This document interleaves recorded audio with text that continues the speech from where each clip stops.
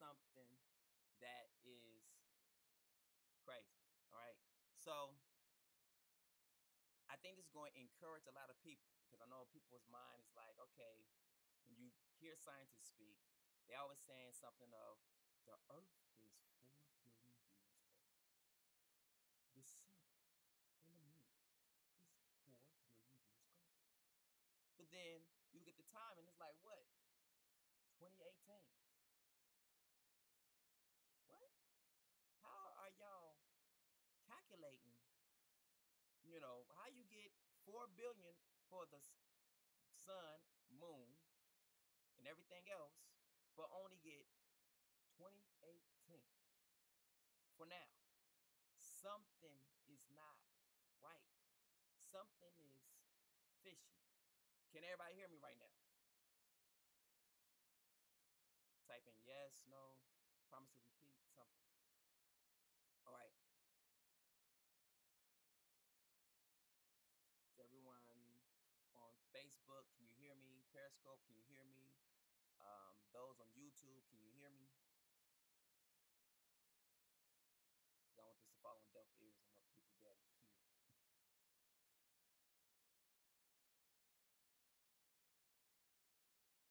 All right, let me type in what I want. Can you hear me? All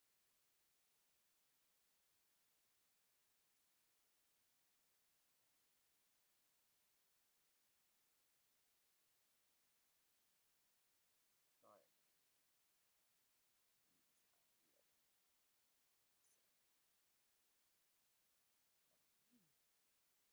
Go to Periscope myself and I can see it. You know what I'm saying? All right.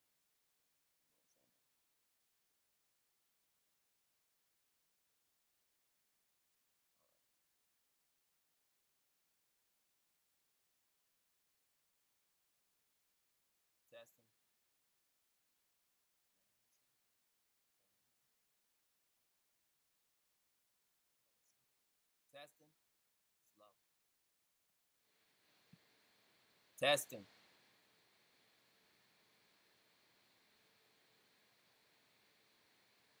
So, there we go. I heard something. Testing. Testing. Testing. All right. There we go. All right. See, you have to check things out sometimes. All right. Get back to it. It's fun how when you go listen to scientists, whatnot, they talk about how the Earth is 4 billion years. That's it. But then when you talk about what year it is, it's 2018. What happened to the billion years? Why don't we end up billionth year on the calendar? Because something is tricky. Something is happening. And it's so tricky that they literally, you cannot. All right, so when I went to this site right here, I was just using my brain. I just started typing in stuff like, okay, how old is the sun? How old is the moon? And what I came up was billion years. And I said, okay, well, why is it 2018? And someone had did a post on Forbes, I guess, magazine, or they did a paper on it, or they did a article on it, but they will not let you find it. They hid it.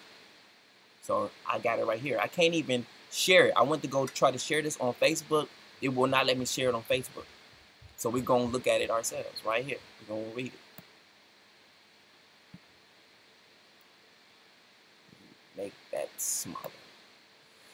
I want everybody to be able to see it, but all right. Maybe talk about it.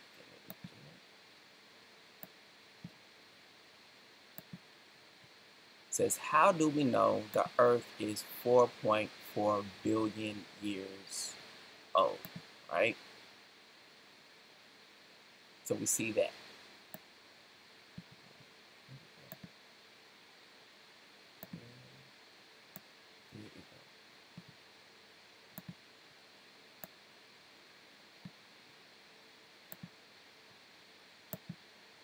All right, there we go. All right, all right, here we go. How do we know that the Earth is 4 billion years old? Keep scrolling.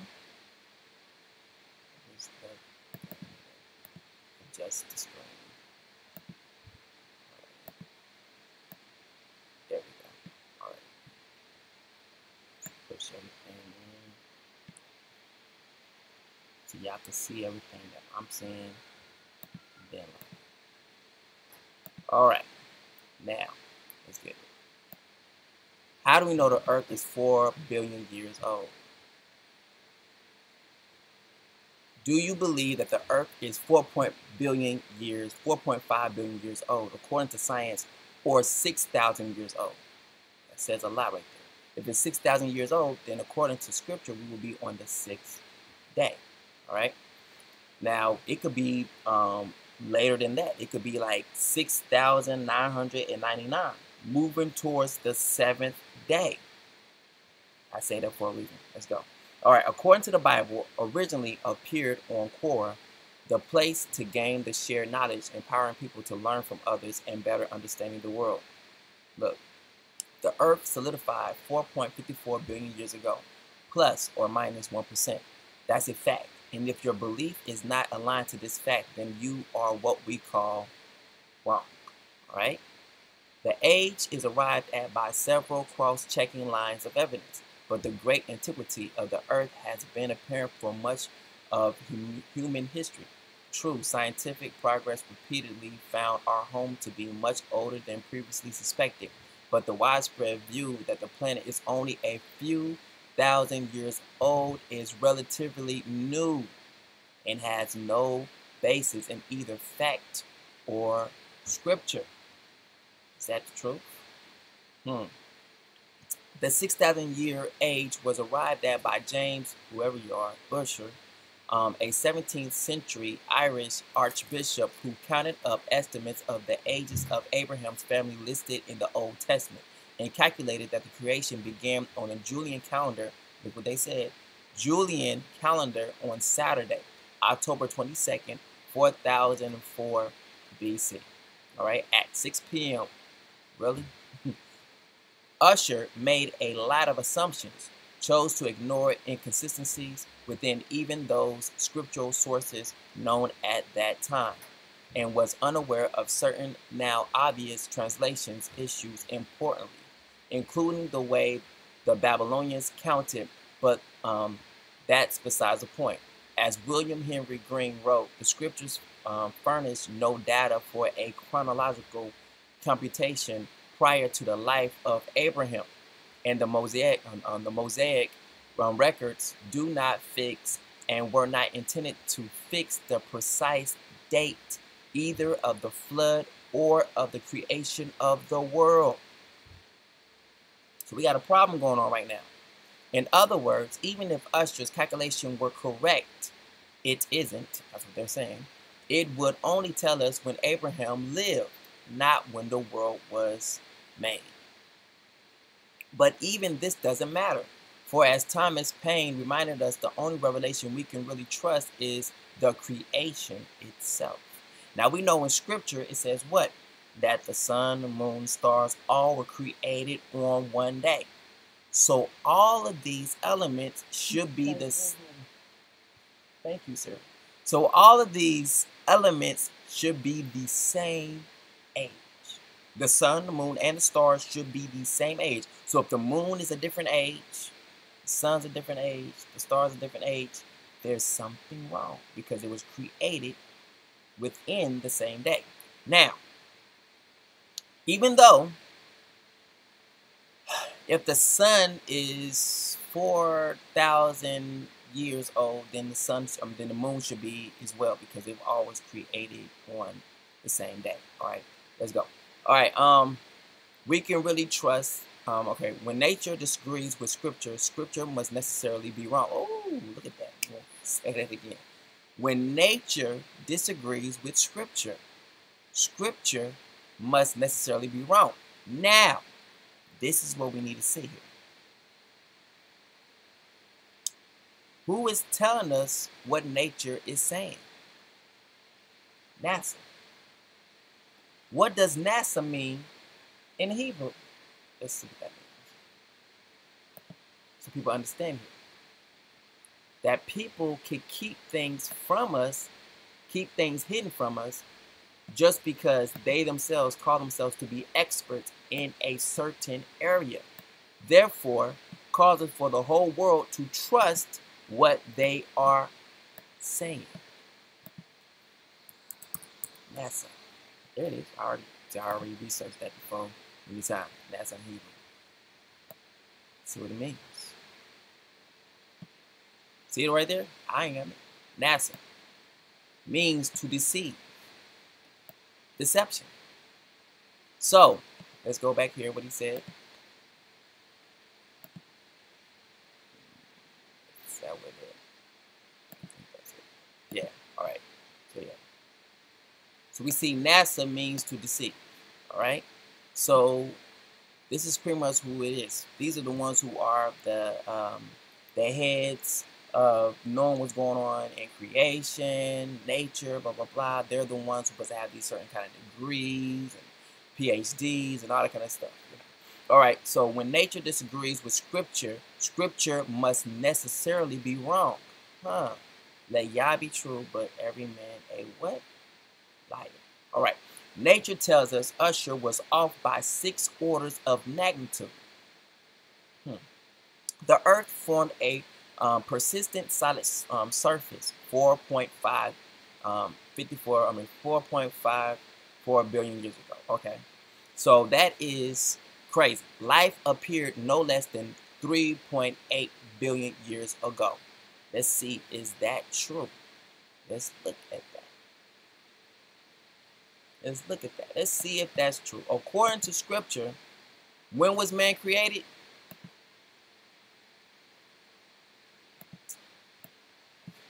Look at that. Let's look at it. Sun and moon was created.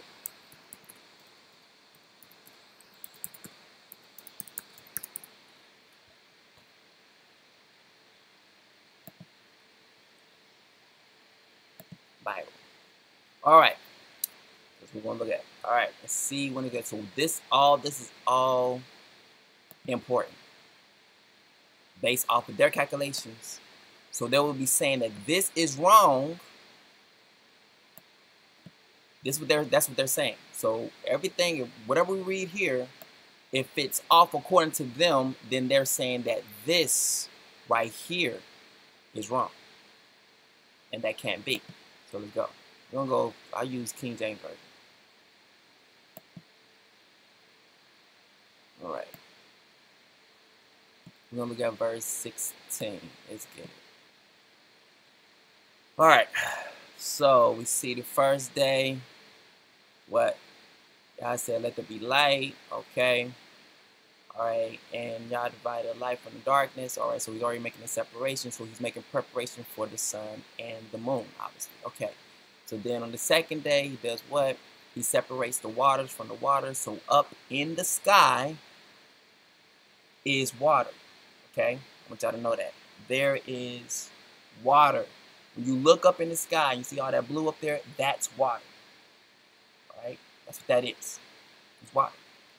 When you see the flood, he says he opened up, so he opened up the windows of heaven. So people be singing songs, open up the windows of heaven, when I don't understand the windows of heaven is holding water. That's why back in the times of in the scripts, we can see where these certain entities or these certain people, they worship certain deities. Why? So they could release the rain. That's why, certain Indians, what they call it, what? Rain dances. Stuff like that. They thought they do certain dances, what? And they're doing these different dances, what? To appease these certain kind of entities or these certain kind of gods so they could release the rain. That's what they're thinking in their mind. If we do these dances, we do these different rituals, we do these different sacrifices, it will cause them to release the rain. So they understood in the heavens was water. All right. Even NASA tell you this day, we cannot get into space.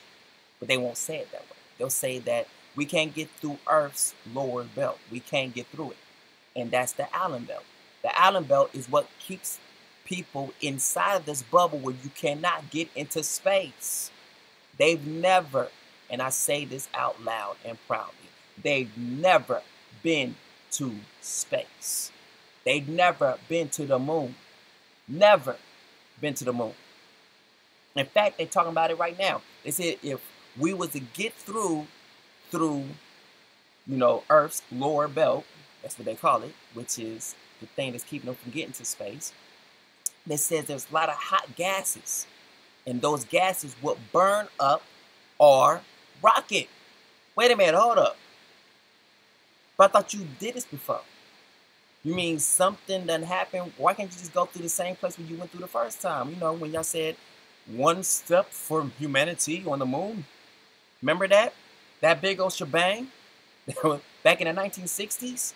Man hit the moon, made it to the moon. Oh, yeah, we made it to the moon. We made it to the moon. We made it to the moon. And all this big old celebration, we made it to the moon. But then 50 years later, we're trying to get through Earth's surface. We're trying to break through it. So what was all of that?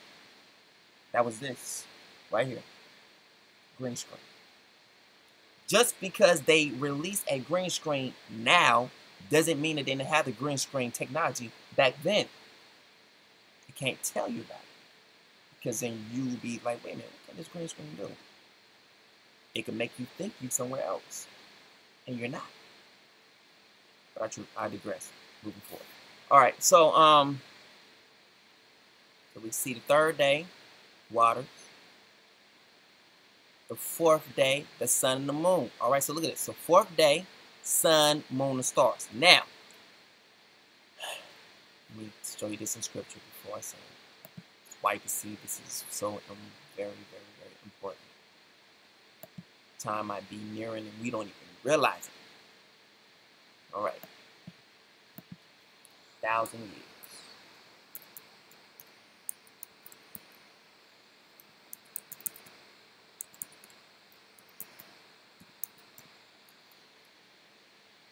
Alright.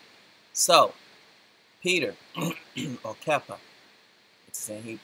Alright, so 2 Peter 3:8 says what? But do not forget this one thing, dear friends or family. With Yahuwah, a day, one day, is like 1,000 years. And 1,000 years as like a day. Now, I'm going to go to something that my ox sent to me today, which was very powerful. I'm going to read it to you. We won't actually go look at it ourselves as well. Because it's powerful. Because we have other witnesses speaking about this very thing. So we're going to look at this to see if there's any other references to this. And there is. Alright. So y'all go with me to, let me see that close it. It won't show on here because, yeah, I just gotta do it from there.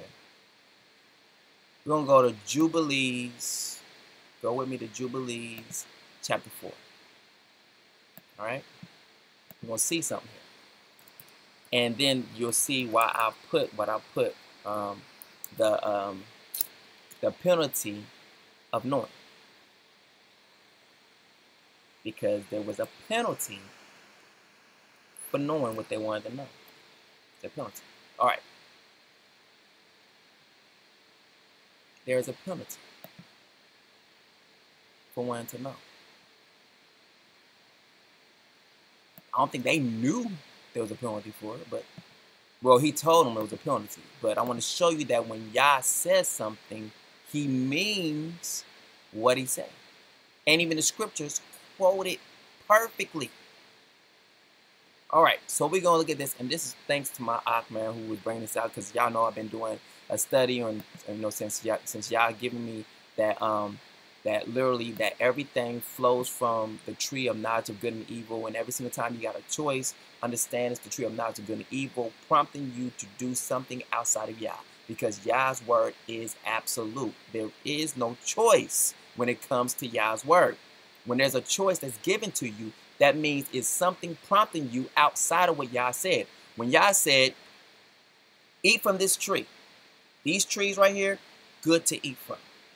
This tree in the middle right here, don't touch. Right? See what I'm saying?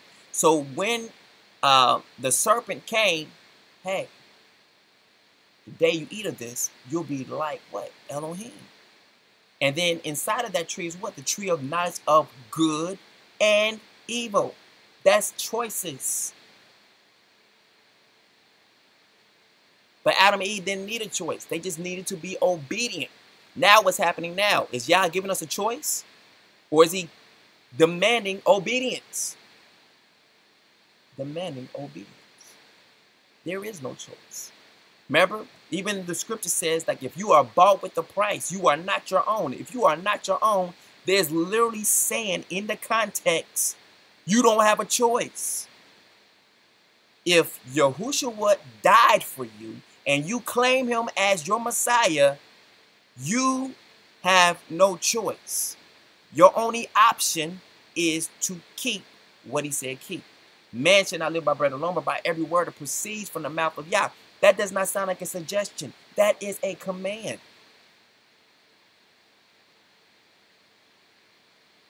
We be getting things twisted. So we don't read this. I was looking for something else, but I'll use the sacred text, bro. Yeah, I'll use the sacred text. This is all from the Apocrypha, all right? This is the Book of Jubilees. All right, so let's get it. I'm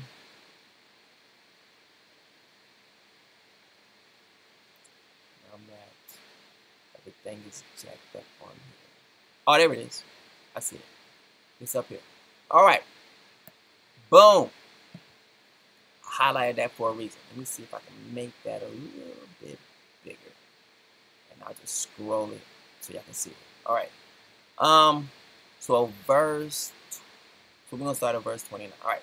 And at the close of the 9th Jubilee, in the 7th week, in the 6th year thereof, Adam died. And all his sons buried him in the land of his creation. And he was the first to be buried in the earth. Look at that. What did it say on the 30th? And he lacked 70 years. So that means he died 70 years before reaching a day. Ooh. And he lacked 70 years of 1,000 years, for 1,000 years are as one day in the testimony. You see what I'm saying now? You see why this stuff is important now? If the earth, what they're saying, NASA's saying is 4 billion years. How in the world is it 2018? It makes no sense according to scripture. But the only way for them to actually be able to say what they say is for them to tone down the scriptures and say the scriptures must be wrong. No, you must be lying. Right here in Jubilees, the penalty for knowing is death.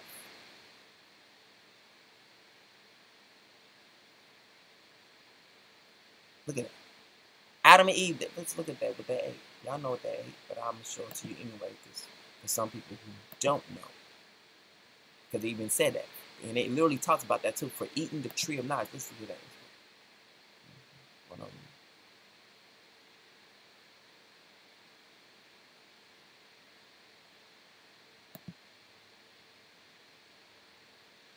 It's probably better right here.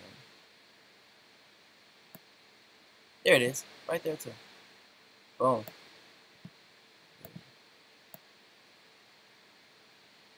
There we go. Let's see if I can make this bigger. Alright. So we'll read this one. 29, right? 130. Alright.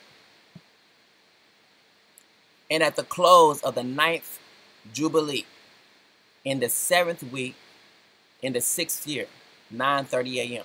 thereof, Adam died, and all of his sons buried him in the land of his creation. And he was the first, what? He was the first to be buried in the earth. And he lacked 70 years of 1,000 years, for 1,000 years are as one day in the testimony of the heavens, and therefore was it written concerning the tree of knowledge. On the day that ye eat thereof, ye shall die. For this reason, he did not complete the years of this day, for he died during it. He died during the day.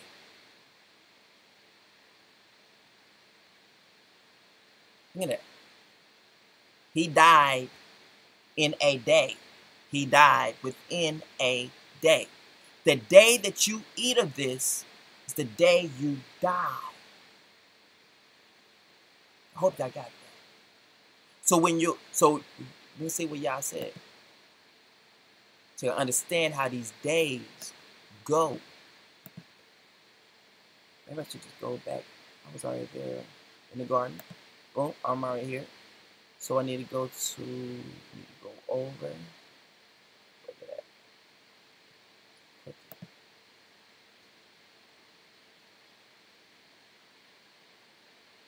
Oh, there we go.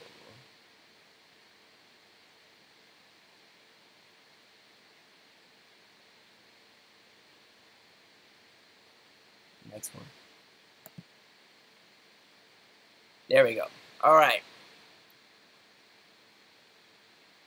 There we go. Serpent's deception. Can everybody hear me now? All right. Let's go. Now the serpent was more subtle than any beast of the field which Yahuwah Elohim had made. And he said unto the woman, Yet hath Yahuwah said, Ye shall not eat of every tree of the garden? And the woman said unto the serpent, watch this, we may eat of the fruit of the trees of the garden, but of the fruit of the tree which is in the midst of the garden, Yahuwah hath said, Ye shall not eat of it, neither shall ye touch it. Was that a command, or was that a suggestion? That was a command. Did that have a choice to it, or not a choice to it? There was no choice given at all. It was do. Don't touch, don't eat. That's not a choice. That is a direct command. All right, let's go. Ye shall not eat of it, neither shall ye touch it, lest ye die. All right. And the serpent said unto the woman, Ye shall not surely die. Hold on. Maybe you should go back. This is where the deception of Satan put in there. So maybe we should go back to when Yah said it to them. There we go. All right. The planting of the garden. So we had Genesis chapter 2, verse 8.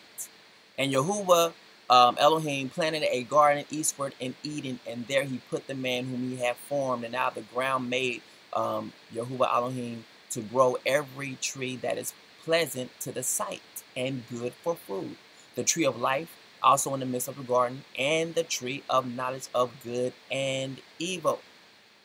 And a river went out of Eden to water the garden, and from thence it was parted and became into four heads. The name of the first is Pison, and it is that is it which compasseth the whole land of Havilah, where there is gold. Now, where in the world does that sound like to y'all? Like Africa, right? That's where most of the minerals, gold, rubies, all the kind of stuff. They keep that stuff. Africa is a black market. It's funny how the context of it is black market, and the people down there are black. So it's funny, but it's a black market. People don't know that Bill Clinton or the Clintons down there, they got land in Africa where they got people out there mining, trying to find different jewels and black diamonds and all that kind of stuff. But they keep this stuff on a hush. They tell you that Africa's no good and it's trodden down and it's not worth anything, and the people over there starving and whatnot, and they keep that stuff on a hush. But at the same time, they the ones who are actually taking or raping that land. and they got the people down there working, and when the people don't work, then that's when you got, you know, different outbreaks like Ebola. But there was no outbreak of Ebola until, you know, the people refused. They refused to stop mining. They stopped mining. Like, we ain't doing this no more. And it was like, oh, okay, well, we're going to say there's an outbreak down here. And then you hear them talk. It says there was no Ebola until they showed up. And they'll take us into one of the tents. And then when they come out, the person was Ebola free. But then when they went into the tent and came out, then they had Ebola. They was injecting them with things. And that was to do what? To force them. If y'all don't do what we tell y'all to do, we're going to kill you. That what was taking place. But they kept that on the hush. All right, keep it moving. All right, and okay, so where there's gold, and the gold of that land is good. There is bdellium and onyx stone, and the name of the second river is Gihon. The same is it that compasseth the whole land of Ethiopia. See what I'm saying? Where is all that at? Where is Ethiopia found at? Come on now. Come on now. Yah is telling you where he put the treasure at. Now it makes sense why the South, you know, South Africans are over there trying to take their land back. People don't understand. You came over there, you took the gold, you came over here and you started miming, and now they're fighting back. But they don't want to hear that. People are like, this is so dead wrong, we're now homeless. Dude, what did you do when you first came over here? You was killing us and having us, forcing us to forced labor. And now we finally done got the kahunas to say, leave our land. We don't need you. We found out you've been lying to us the whole entire time. Get off our land. Get off our property. No, I don't feel bad for them. I don't feel bad for none of them people over there who's being kicked off of their land. I don't feel bad for none of them. Get off. Moving. All right. And the name of the third river is Hiddekel. That is it, which goeth toward the east of Assyria. Where's that at again? Over towards the Middle East. And the fourth river is Euphrates. Oh, snap. We go, before this ends, this is another reason why I brought y'all here, so you can see what the Euphrates River look like right now. There's a scripture that talks about how the Euphrates River must be dried out so armies can pass through it. That's another reason why I'm bringing this out. It cannot be 2018. It cannot even be 57, 78. It has to be way later than that. But someone, because look, 57, 78 is calculated based off of 2018, which is the Julian calendar. If that makes sense.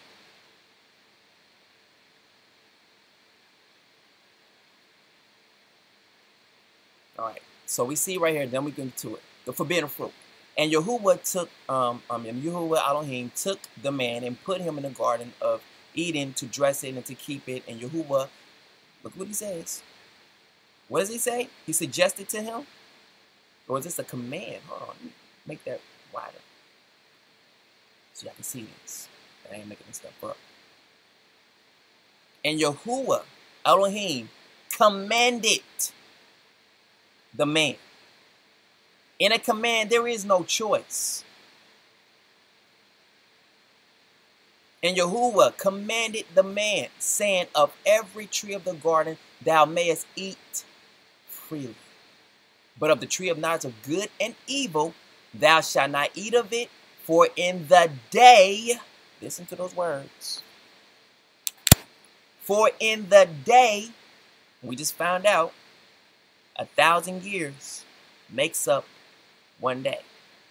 So when they said the millennium came, guess what? We all survived one day. We was around to see one day, according to scripture. Those who was born in the year 2000, you ain't seen a day yet. I'm just saying. Just saying. We was around to see one day. So when millennium, when they soaked the so-called millennium, that was one day. All right. For in the day that thou eatest thereof, thou shalt surely die. It's powerful. And then we just read in Jubilees, it says that he died in the day. He didn't reach 1,000 years. So 1,000 years is one day. How in the world the earth is 4.54 billion years old, but we're only at 2018? Somebody's lying. Somebody is lying. There's no way, because here goes Yah saying what a day is. So what in the world is NASA talking about? They're lying to hold the truth from you. Because think about it. Would you be acting a fool if you know that you are at the cuff of the Messiah coming back? Would you even think about sinning one time if you knew that time is that short? Wouldn't you be trying to make it right with every single person you know? Just as the scriptures say, would you be trying to go out there one last time to try to party? Would you be trying to go out there one last time, try to get a hit on something or some weed, whatever, get a hit on dope, whatever? Would you be thinking your life is YOLO? You only live once, but be forgetting about that you only die once too? That's the funny part about it. People say, YOLO, man, YOLO. Like, you only live once. I'll be like, yeah, but you only die once too. That's what the enemy does. He did it in the Garden of Eden, and he's still doing it till this day. Give people something that seems so good. YOLO, man, you only live once. But he forget to tell you, you only die once too. Then after this, the judgment. He forget to tell you that. He just feel you all pumped up, all full of pride. Yeah, man, you only live once. Yeah, man, I feel that, dog. Shoot, you only live once, and that one act can kill you. But he never tells you.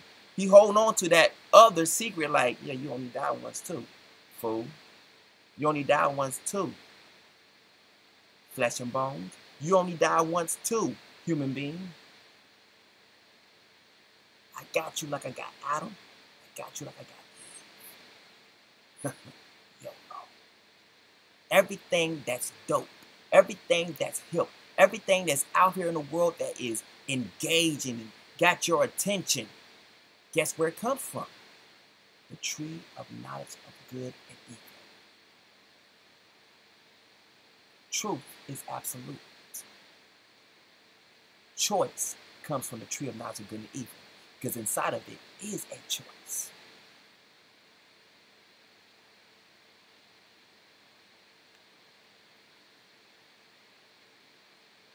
But Yah didn't want us to be burdened with those choices. So going back now to the tree of knowledge of good and evil, where we see now that they have now taken the bait, as many of us have taken the bait. Let's look at this. All right. All right. Now the serpent was more subtle than any beast of the field. That means this dude got street smarts. You talking about street cred? That's the serpent right there. You the one who calling the shots and everybody. His name is known in the streets. He's known. But they don't have any street cred. They don't need street cred if they are obedient. Now the serpent was more subtle than any beast of the field, which Yahuwah Elohim had made. And he said unto the woman, yeah, have Yah said, look at how slick he come, like a con man, trying to get her to regurgitate every single thing that the Father said verbatim, which is the same thing as saying she have her right mind. She's not drugged up or anything. She's doing this of her own volition, her own free will. Knowing that she's breaking what you told her to do. Right? You shall not eat of every tree of the garden. And the woman said unto the serpent, we may eat of the fruit of the tree. So look, she's telling them everything what Yah said. We may eat of the fruit of the trees of the garden, but of the fruit of the tree which is in the midst of the garden, Yahuwah have said, you shall not eat of it, neither shall ye touch it, lest ye die. And the serpent said unto the woman, you shall not die, surely die. Look at this. It's YOLO. Look at it. They go YOLO right there. Do y'all? I hope y'all see that. There is YOLO right there. YOLO is born at verse 4. And the serpent said unto the woman, you shall not surely die. Man, you only live once. Look at this. Watch this. Man, you need to live it up. For Yahuwah doth know that in the day that ye eat thereof, guess what? Man, it's going to be popping. Your eyes going to be open, man. You only live once, and you shall be as gods. Dude, this is YOLO right there. YOLO is in the beginning of the book. The enemy does nothing new. He just takes it and revamps it and gives it a different name. But it's the same exact thing. The tricks are not new. They're the same. And he keeps using them because they keep working. I know y'all can see that. I know y'all can see that. I know y'all can see that. I know without a shadow of a doubt y'all can see that right there. It's powerful. It's powerful. YOLO is right here in this script.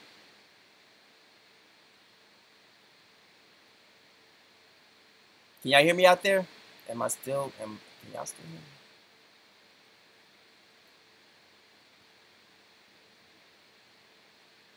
You hear?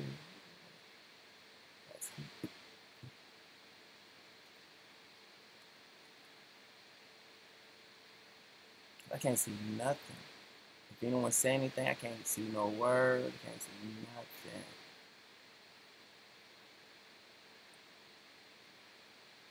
I think I'm still posting. Yeah, still posting. Alright. So tell me to tag them. One moment. Someone told me to tag them.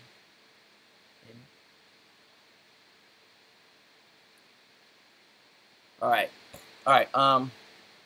So we see YOLO right here. Alright.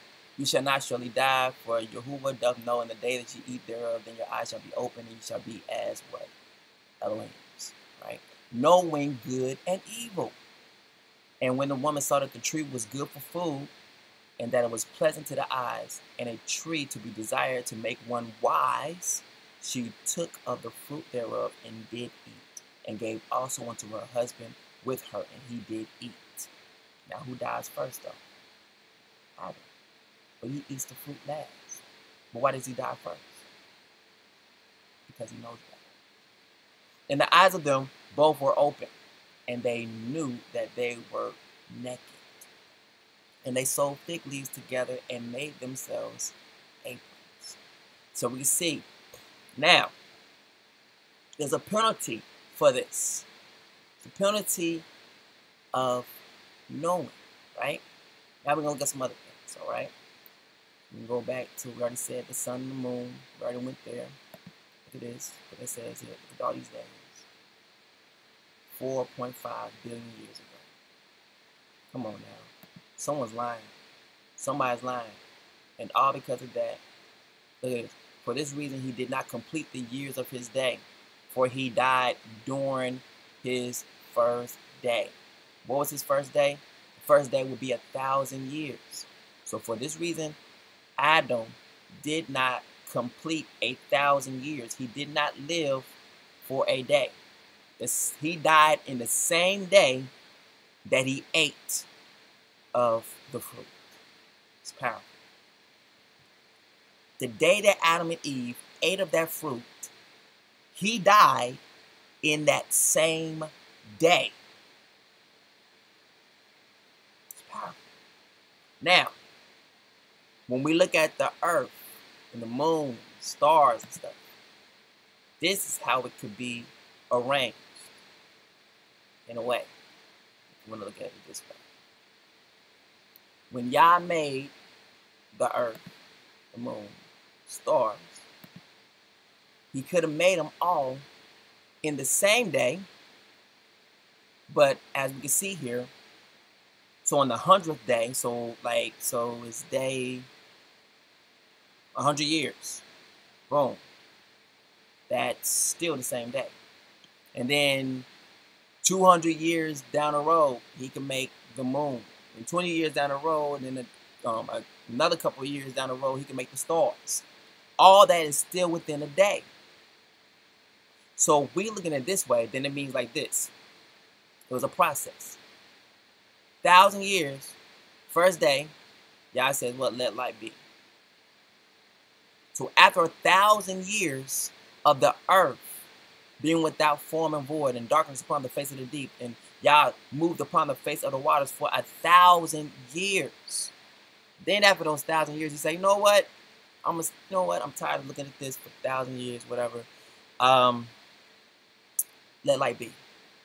Boom. So then light is for 1,000 years.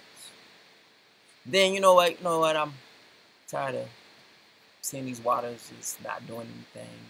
I gotta do something. So after another 1,000 years, says, you know what?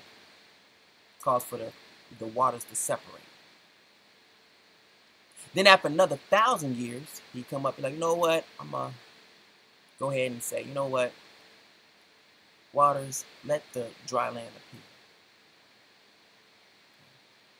Then after 1,000 years of that, he's like, you know what? I need for some other things to come into existence. I need for the sun, the moon, or he can make the sun this day. All this is being done within a day. So the first 100 years, sun. Next couple 100 years, the moon. Next couple 100 years, stars. All of it still being done within the fourth day. Fifth day, which will be another 1,000 years. You're like, you know what? All right, that's been going for a while now. I need some fish to bring forth. Waters bring forth everything in you. That's teeming with fish, birds, everything that's of water form. Just let it come forth. And be abundant. Then after that 1,000 years of that being around, so it's funny, right? The fish have been around longer than we have. Ain't that some stuff? Fish and birds have been around longer than man has. The water has been around longer than man has. The stars, the moons, and everything has been around longer than man has. Dirt has been around longer than man has. Hope y'all get that. But they're obedient. The sixth day, y'all create what? Creatures on the land. Animals. A dog has been around longer than you have. The existence of animals has been around longer than we have. And they're obedient. We've been around less than any creation on the face of the earth, but it's the most rebellious thing you've ever seen in your life. How is that possible? Shouldn't we have some kind of humility? We've been around less than anything created. And I just proved it. We was the last thing to be created. The last.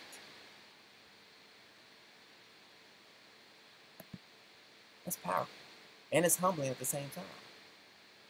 And then we're going to tell y'all, you know what? I don't want to take a rest on the Shabbat. I'm going to choose Saturday. I'm going to choose Sunday to be my day of rest. But a dog, you tell him to come here, it comes. Tell the dog to sit, it sits. But it's been around longer than you have.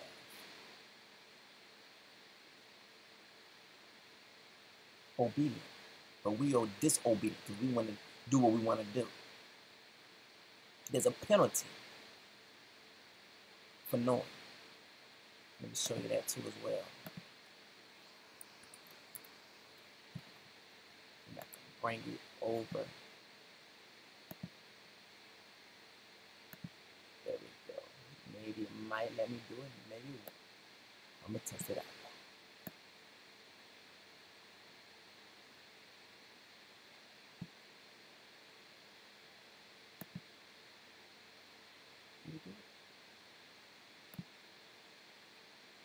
Nope, it didn't do it. It just went somewhere else. Start this fine. Oh, Genesis 6 and 2. There it is. All right. So we're going to do that one. We're going Genesis 6 and 2. That's where we're going next. It's a penalty for knowing. All right. The wickedness of men. All right. I'm going to just start from verse 1. It's ain't that far. And it came to pass when men began to multiply on the face of the earth, and daughters were born unto them, that the sons of Yahuwah saw the daughters of men. So we got to look at that the way it is, because most people say like, oh, it's not what it's saying. It is what it's saying. So people say like, oh, they're talking about, you know, the sons of man. Would it not make that, wouldn't it not explain that in this verse of scripture? It would have said that. It's saying right here, literally, that it's something else is looking at these women. Now, most people say they don't believe that. But I'm telling you, in scripture, it has to be, because why would he make, there's not a differentiation between what's going on here. So, and it came to pass when men, all right, when he not say this, and it came to pass when the sons of God begin to multiply on the face of the earth. Would it not say that? But it doesn't say that. It says something different. And it came to pass when men began to multiply on the face of the earth, and daughters were born unto them. Who? The men. That the sons of Elohim saw the daughters of men. Wouldn't that not say the sons of Elohim saw the daughters of Elohim, that they were fair? But it doesn't say that. There is something that's about to take place that's not supposed to take place. And so for those who don't believe that this happened, it's in scripture. So therefore it happened. Those who don't believe in the Nephilim, those who don't believe in giants, those who don't believe in all of this talk about the Nephilim is going to return and that they're trying to do that stuff right now. If you don't believe, understand it was done in the scriptures the first time, then understand there's nothing new up under the sun. What they've done before, they're going to do again. Or it's happening already right now and you don't even know it. Just saying. And maybe that might be the reason why they're causing you to believe a different date than anything else. Because a lot of stuff is taking place right now. You need to see that. Things is happening. Shalom, everybody. I know I didn't say that. I'm sorry about that. Shalom, family. I do appreciate y'all tuning in when I do come on live. I see Truth Colors growing, and I see where Yah is actually doing a lot. But I definitely wanted to test this real quick, because he showed me something. I was talking to my Aki today, and he gave me something, and it tied in what I've already been talking about. But then this right here just puts the icing on the cake.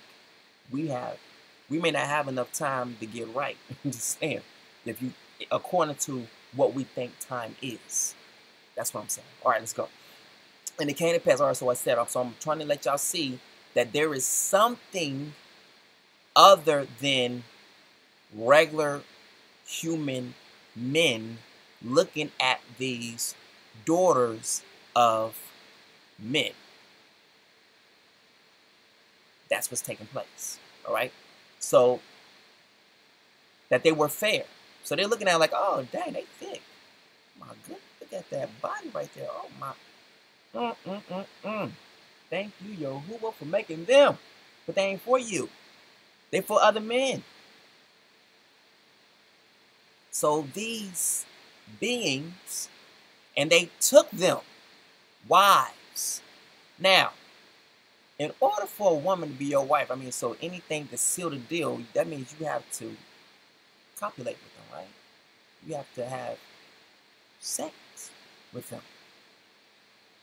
Because if a person get married and you don't exchange the vows, but you go home and you don't consummate the marriage, if you go before the judge and say, hey, I want to get my marriage annulled, and they say, why? We say, because we're not married.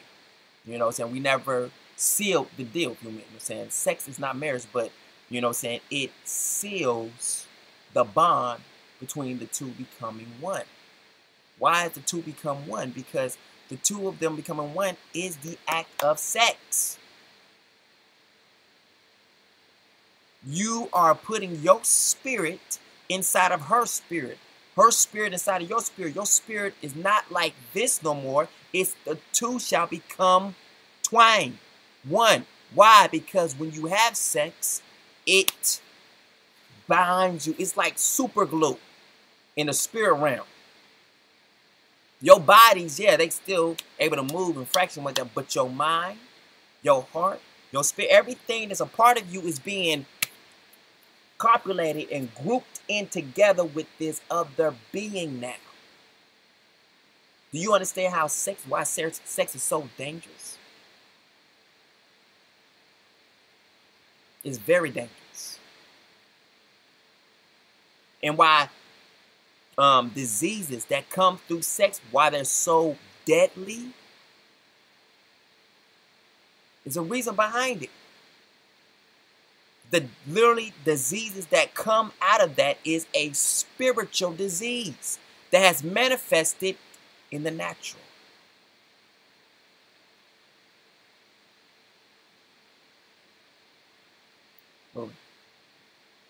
Anytime the laws of Yah is broken, it can breed a disease that will take place in the natural, which is as a curse upon that person's body. Anytime the law of Yah is broken, something from the spiritual break forth into the natural that causes a person to be disoriented. It causes their emotions to be out of whack. It causes them to want to kill themselves if something bad goes wrong. They cannot think straight. Why? Because anytime we enjoy sex outside of what it was created for, we are inviting curses from the spiritual realm and bringing them into the natural to affect us physically. There's no way you can disprove that. I've seen it every single time. And it's always on point. Alright. So so let's see here. And they took them wives of all which they chose. Now watch this. And Yahuwah said, my spirit shall not always strive with man. For that he also, now watch this. So I need to see this as well. Understand what's going on here. I want y'all to see those words. My spirit shall not always strive with man, for that he is also flesh. Yet his days, this is a command, yet his days shall be 120 years. 120 years. How many people you hearing about living to be 120 years?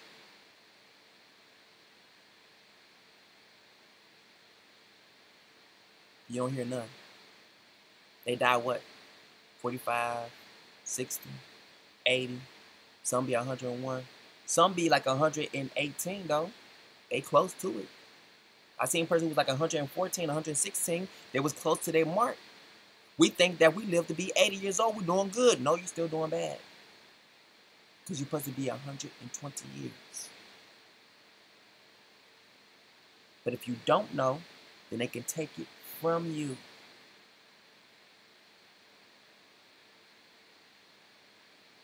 Man is supposed to be 120 years. We're getting excited when we see a woman who is 40 years old and she has all of her being, everything to her. She can run, she can do push-ups and all that kind of stuff. We're like, oh my goodness, that is such a marvelous thing to see.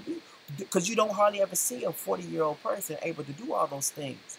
Let alone a 60-year-old. Oh my goodness, she's 60 years old. She's running a marathon. Oh my goodness, she's beating out all these young girls. It is the greatest thing ever since sliced bread.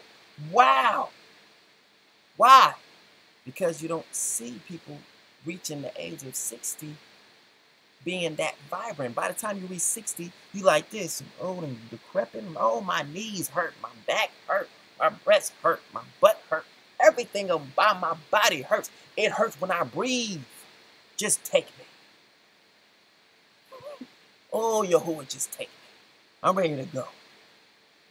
You're like, you're only 60 years old. You know how long I give you to live? I won't even care no more. Just take it. It hurts to live. So like all the way up until you about like what? I think 40. And then from 40 years old, you just start to, like Cat Williams said, you just get old. You about to get old. You finna get old right now. Get old. You know what I'm saying? It's like, and it's on you. Like, it's not supposed to be like that. That is a curse. That is a curse. It's a mindset. I've seen people when they was young, they be like, when they turn 25, they're like, oh, I'm old. Your own words is betraying you. Oh. By the time you're 25, even and where did that come from? The enemy. Anything that Yahuwah has declared, understand it's going to be the enemy's job to make you short-live that. So if Yahuwah's never gave a decree, you shall live 120 years, then the enemy will never be working as hard as he is to make you not live to be 120 years. Everyone knows there is a depopulation agenda. What is that coming from? Because the word was given. Man, yet his days shall be 120 years. Shall be 120 years. That's a declaration.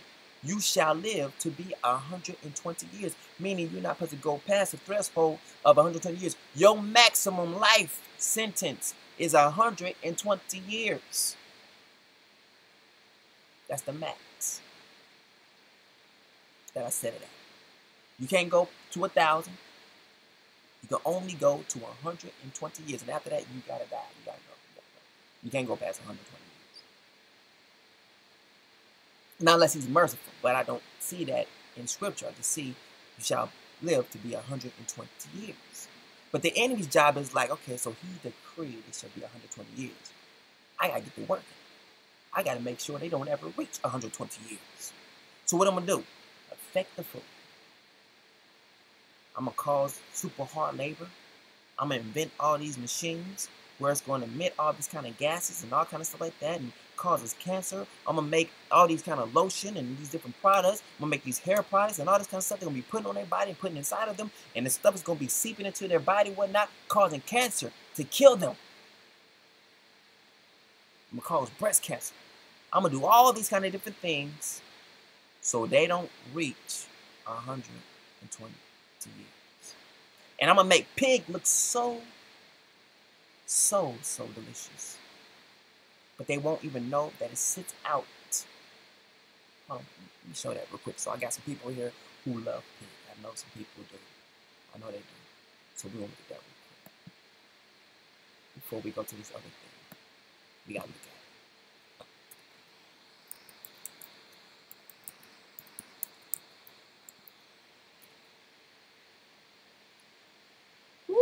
This thing right here. Oh my goodness.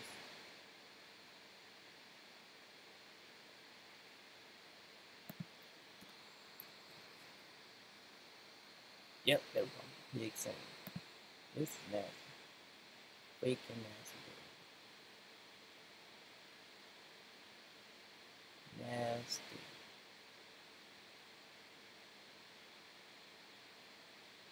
This might be it.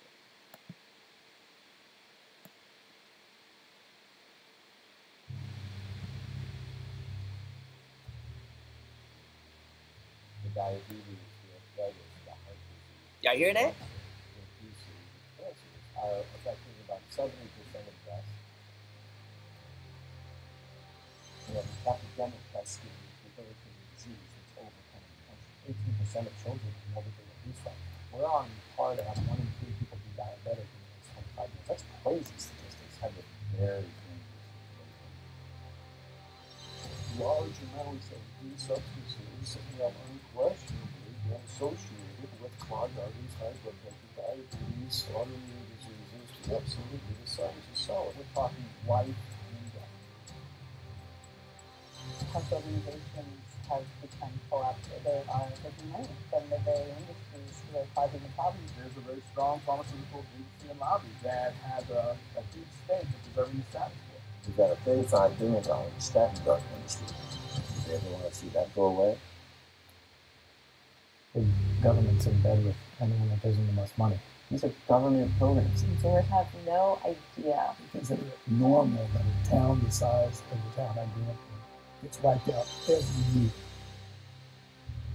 If that many people were being killed by some terrorist group in the United States every year, we would find them. From a community standpoint, from all other aspects, we're in a state of emergency. They care more about cooperation than these people. They spend at least $138 million lobbying Congress. These companies really have a vested interest in making sure that the public doesn't have information about their effects. Any little thing that comes up, and they would be it to that. They're trying to silence people from not speaking out and not showing the truth. If that's where you want to go with this, I'm sorry, I'm not the person that you should be talking to. European Socialist side.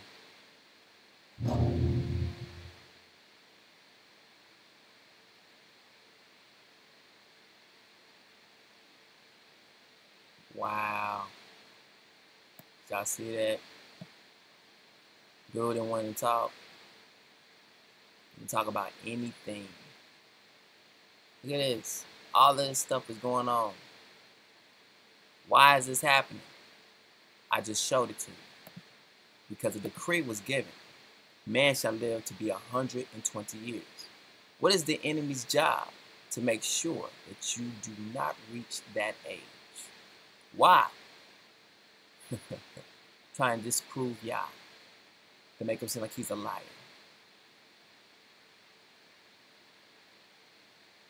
But then there's other reason why we can actually get taken out early on too. Bible says that if we do not, a person that who actually is disobedient to their parents, whatnot, like his light shall be put out. Like if you put your hands on your parents, oh, it's not good. I encourage everyone to look at What the Health, because it is something to see. Like, yeah. Hope they got it. I think this might be it. I'm gonna see if I can play it real quick. But it was like, it's nasty. This is Democracy Now!, democracynow.org, the War and Peace Report. We're broadcasting today from Tampa, Florida, from Tampa PBS, WPTV. I'm Nina Goodman. We close today's show with a look at the battle between residents of eastern North Carolina and one of the state's largest industries, hog farms. Last week, the North Carolina lawmakers passed House Bill 467, which limits the damages that residents can collect against hog farms. The billion-dollar industry is primarily clustered in the eastern part of North Carolina, where hog farms collect billions of gallons of untreated pig feces and urine in what are essentially cesspools, then dispose of the waste by spraying it into the air. In the investigation into the industry, filmmaker Mark DeVries used drones to capture aerial footage of several massive facilities that supply pigs for Smithfield Foods. He spoke with Steve Wynn, Associate Professor of Epidemiology at the University of North Carolina's Gibbons School of Public Health, who described what happens in the facilities.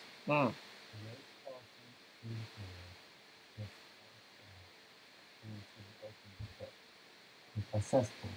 It's easy for a big hog operation to have as much waste as a medium-sized city.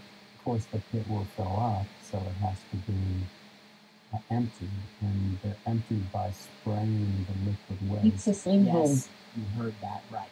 If you're familiar with a garden sprayer, they're gigantic versions of that. So they're making droplets, fine mists out of this liquid waste, and that can drift downwind into the neighboring communities. Ugh. Residents living in the area of the spray complain of odors so bad it limits their ability to be outdoors and adverse health effects. House Bill 467 of the Agriculture and Forestry Nuisance Remedies Bill was introduced by Republican State Representative Jimmy Dixon, a longtime farmer who's received campaign contributions from the hog industry. Speaking at a hearing about the legislation, Dixon said, quote, "These claims are at best enormous exaggerations and at worst outright lies. Is there some odor? Yes. But I would like you to close your eyes and imagine how ham and sausage and eggs and fried chicken smell," he said. The legislation comes as a class action suit brought by nearly 500 primarily African American residents of eastern North Carolina seek financial compensation from Murphy Brown, the state's largest hog producer. The lawsuits have now moved to federal court. Well, for more, we're joined by Naima Muhammad, organizing co-director for the North Carolina Environmental Justice Network. And we're joined by Will Hendrick, staff attorney with the Waterkeeper Alliance and manager of the organization's North Carolina Pure Farms, Pure Waters campaign. We welcome you both to Democracy Now! Let's begin with Naima. Can you tell us where you live and what you're dealing with today? Yes, okay. I live in Rocky Mount, North Carolina, which is in the eastern part of the state, but I am in the northeastern part of the state. I live away from where these animals are, but I work with communities that's living with these animals, and I've been working with these communities since 1999. And so I'm constantly going into the communities where these animals are, and and I smell what the people living there are smelling. I see the spraying going on. I see the hog houses and the open air lagoons that's just sitting out there. As you travel through those communities, you can't help but see these houses that the animals are kept in, as well as the lagoons and the spray fields. So I want to turn to another clip from Mark DeVries' video.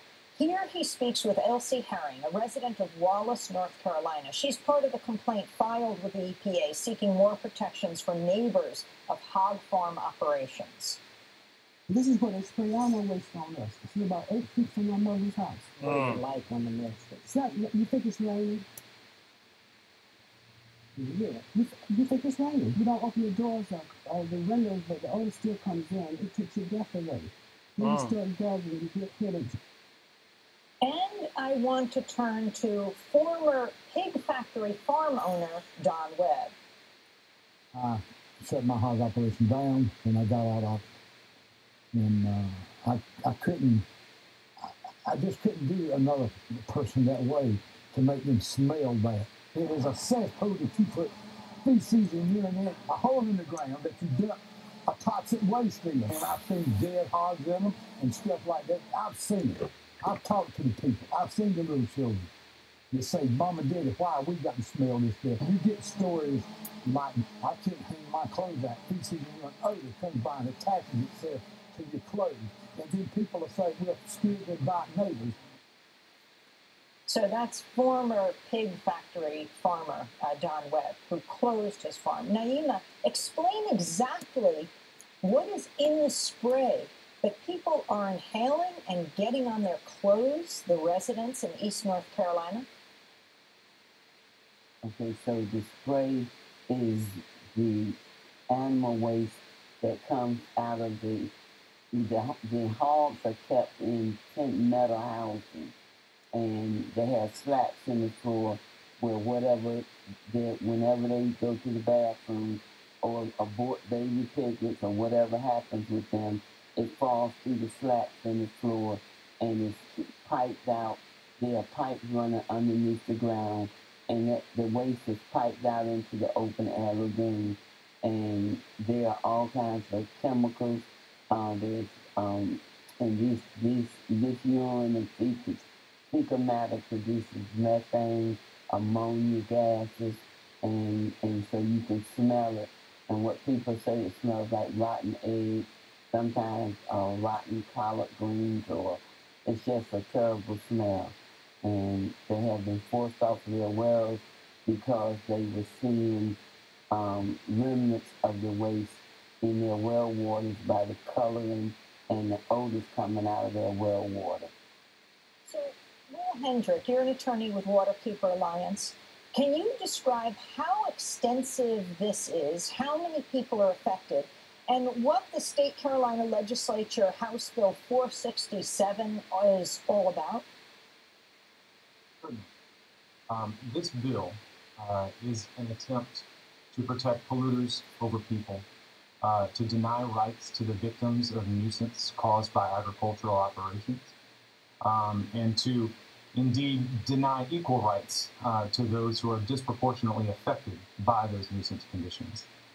The question of the scope of agricultural operations is an important one, because the state of North Carolina, unfortunately, does not know the location, its own environmental agency does not know the location of many of the poultry operations that are in this state. Often, they are co-located with the hog operations we've been discussing. As you alluded to, the hog operations are predominantly concentrated in low-income and minority communities, predominantly in southeastern North Carolina. And the residents near these facilities experience significant impacts to their quality of life, many of which Naima discussed. But it is important to note that this bill would reduce property rights for nuisance victims across the state, because it applies to any nuisance caused by any agricultural or forestry operation, which do span from the mountains to the coast. Why isn't this act illegal? Well, there are certainly concerns regarding its legality, and ultimately that may be tested in the courts. What we have heard from bill proponents is that they believe this law is necessary to protect small farmers from frivolous lawsuits filed by out-of-state interests seeking to bleed the industry dry. And none of those four features is accurate. First, none of the pending lawsuits are against small farmers. They're instead against the large billion-dollar corporation that is producing this meat.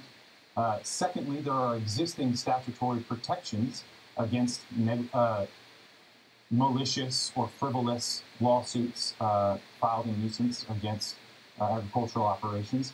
Third, the lawsuits are being brought by North Carolina lawyers based in Salisbury, North Carolina. And fourth, and most importantly, the attempt here is not to drive this industry out of North Carolina. Agriculture has been and will continue to be an important part of our economy. However, no industry is worth the impacts on public health and the environment that we have seen in this industry. And so the attempt here is not to bleed that industry dry, but instead to make sure that that industry is conducted, that these operations are managing waste in a way that doesn't harm their neighbors.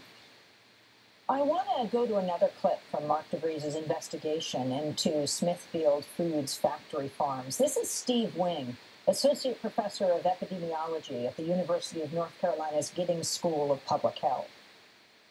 I think very correctly be called environmental racism or environmental injustice, that people of color, low-income people, bear the brunt of these practices. So, Will Hendrick, this bill, HB 467, was passed by both houses of the North Carolina legislature. It now goes to be signed by the new Democratic governor, Cooper. What is your understanding of what he will do? Well, we are urging him to veto this legislation. Of course, that decision is his, and he has to act by this Sunday. We're hoping that he'll step in and be the champion of the people that he campaigned to be. We saw in the McCrory administration concerns about willingness to protect corporate interests over the people of North Carolina. And the coal ash saga was an important part of the electoral season and the campaign dialogue. Similarly, we saw concern by North Carolina voters in response to attempts to decrease the civil rights of many North Carolinians in the HB2 fiasco. Governor Cooper rose to power, was put into office by North Carolinians believing that he would be a champion for the little guy, that he would not kowtow to these large corporations, that he would not solely be the governor for the well-heeled, but be the governor for all Tar Heels in the Tar Heel state. A Republican North Carolina State Representative Jimmy Dixon is a primary sponsor of HB 467, or the Agriculture and Forestry Nuisance Remedies Bill, again, which would limit damages people could collect against hog farms. Dixon is a longtime farmer who received more than $100,000 in contributions from the pork industry over the last 5 years, including contributions from Bill Prestage, who served on the board of Smithfield, Wendell Murphy Jr. of Murphy Family Ventures, one of the Kent County's largest pork producers, and the North Carolina Pork Council. Can you talk about the significance of this and just exactly who makes up the pig manure lobby? Certainly. There are an army of individuals that make up that lobby. And listing all of their names would be impossible on this segment. Suffice it to say that there are various interests working to protect the hog industry, the poultry industry, agribusiness in this state. North Carolina is the second leading producer of pork in this country, behind only Iowa. And so there is significant interest by the industry in ensuring that they can operate with minimized exposure to liability. And indeed, they've externalized the costs of waste management. And they're attempting here to reduce the rights of people who are going to court, saying that they are harmed by the way in which waste is managed at these operations, and that they have property rights recognized, since 1611, happened in Old England, and that those rights deserve protection, and that there should be remedies in courts in North Carolina when those rights are violated. Naima Muhammad, I wanted to ask you if you can talk more about the class action suit against Smithfield by those affected by the farms, and your organization also filing a Title VI complaint with the EPA. Explain what that means.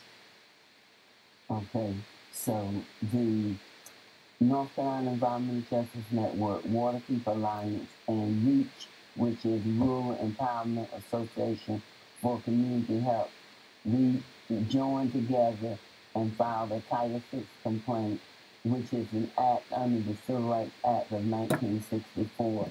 And under the Title VI, it states that governmental agencies cannot do business in a way that intentionally or unintentionally have a disproportionate impact on low-income communities.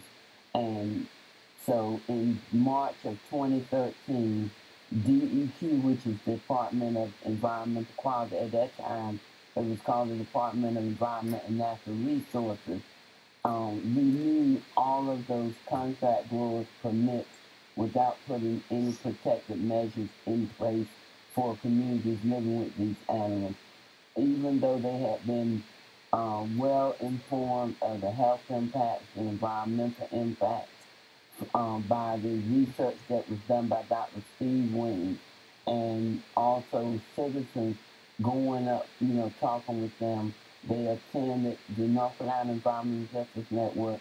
We have an annual summit every year, the third weekend in October, and Dina always had a representative sitting on our government listening panel. So they Naima, we're going to have to leave it there as the show wraps up, but we're going to continue to follow this issue. Naima Muhammad, organizing co-director for the North Carolina Environmental Justice Network, and Will Hendrick, attorney with Waterkeeper Alliance, and manager of the organization's North Carolina Pure Farms, Pure Waters campaign. That does it for the show. I'll be speaking tonight in Tampa, 7:30 at the Seminole Heights United Methodist Church. Thursday night. All right, so you see, that is powerful. It said there is many names that he said, oh my goodness, I can't even name them. He was like, it's a lot of wealthy families that's in on this. Could that be in response to what we just found out here, where Yahuwah says that man shall what? Yet his days shall be 120 years. Every single time that Yah says something, or Yahuwah says something, the enemy's job is to work against it. So you said like they've made it to where they got it to where people can't even lobby against the manure. Like you living in a place where it's just filthy and you can die from this stuff or not. And they made it to where you can't even lobby against it. They said they're working hard to keep doing this. Why? Because they obviously know that it is detrimental. Could, eating pig, could that, them pumping pig as a food, could that be part of depopulation? It is. How many people get cancer from eating pig? It's a lot of people that get cancer from eating pig. But they keep that stuff on a hush. Why is that? Why is pig so dangerous? Why? You understand? Anything that the enemy pumps is because Father said no. Anything that the Father says no to, that's what the enemy's going to pump. That's just how it goes. That's the nature of the beast. Let's look at it. All right.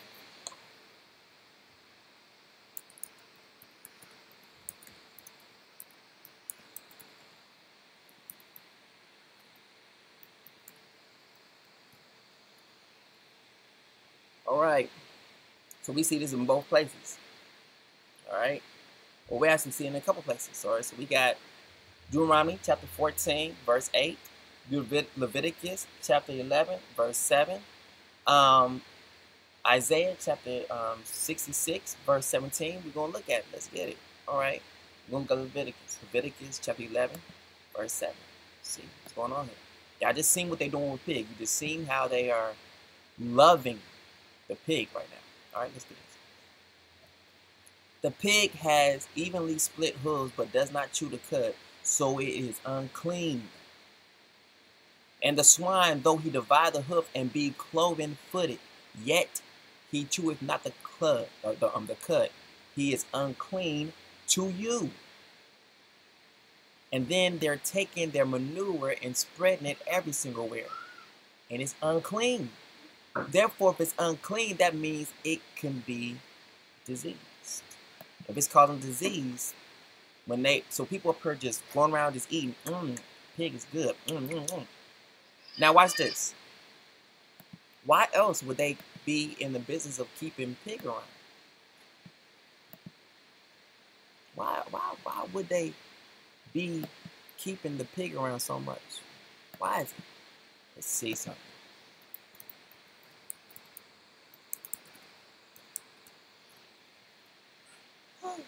There we go. Because it centers around their holidays.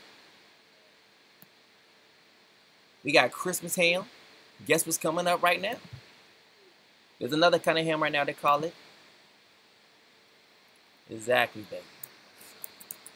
Easter ham.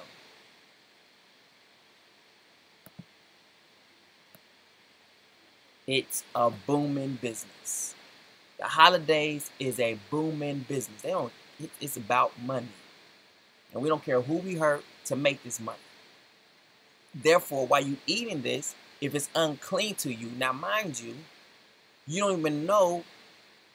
Now, if you're eating this right here, I guarantee you, you're eating maggots, bugs, fly larvae, their eggs, and all that stuff. I guarantee you are eating that. Because pork is nasty as I don't know what. It's nasty. It's nasty. And this will kill you. This will, if you are, let's go back to that. Let's go back to this part. Because there is punishment for eating pig. It's punishment. There is a punishment. There we go. Isaiah 66, verse 17. Let's do it.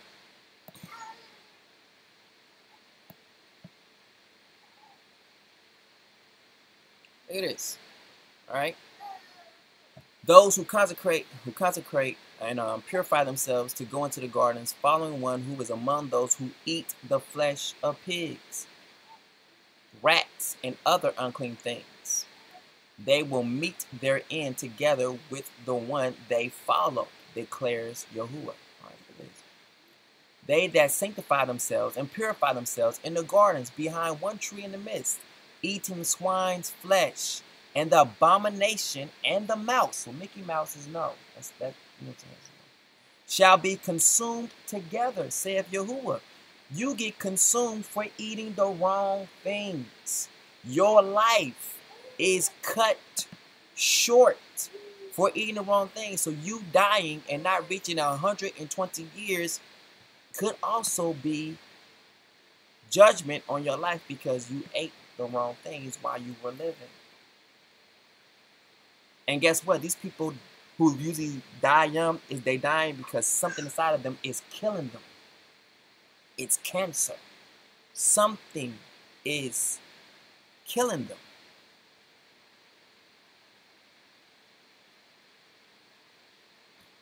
Just saying.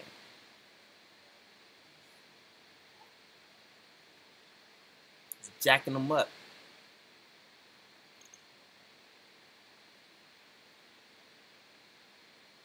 So we see here, we got Easter ham, we got Christmas ham. Do we got Thanksgiving ham? Oh, is there a Thanksgiving ham?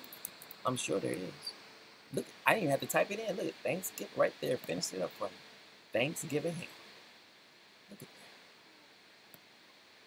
So all year round, you are eating. They got you eating ham. Hold on. Let's see something else though.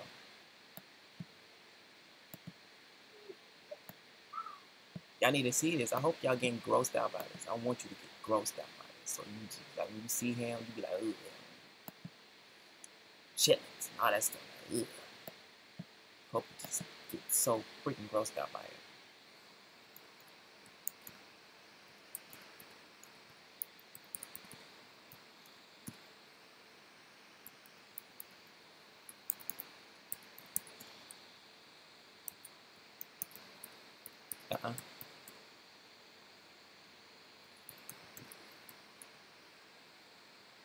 I hope they give me that scene I want.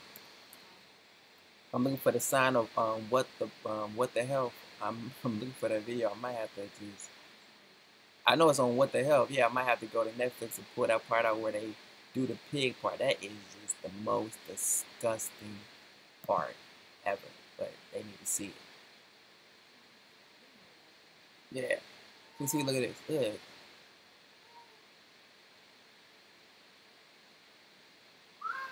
Chinese or scientists create glow-in-the-dark pigs after injecting them. That is crazy.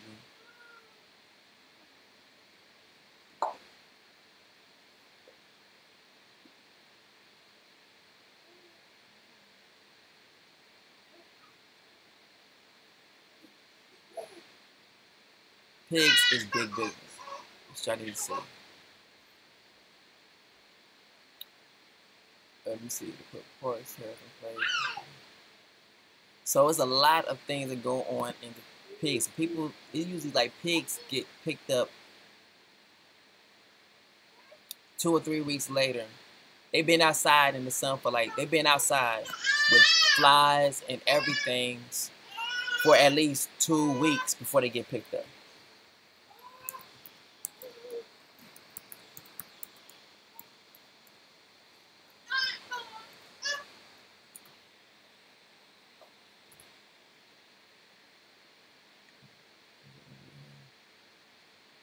Where is the video?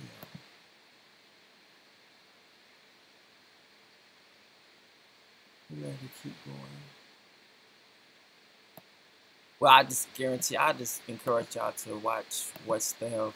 Like, watch it.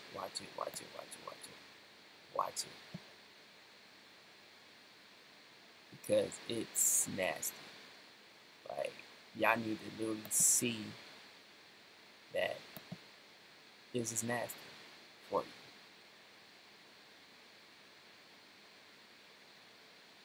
And you see why it's nasty for you. Why? Because it literally says do not eat. So let's do this. See what happens when you put pig in your body. Let's see this. I need y'all to see this. Want to live? Stop eating pig. Warning. Please read the warning we make in the More Information section of our channel.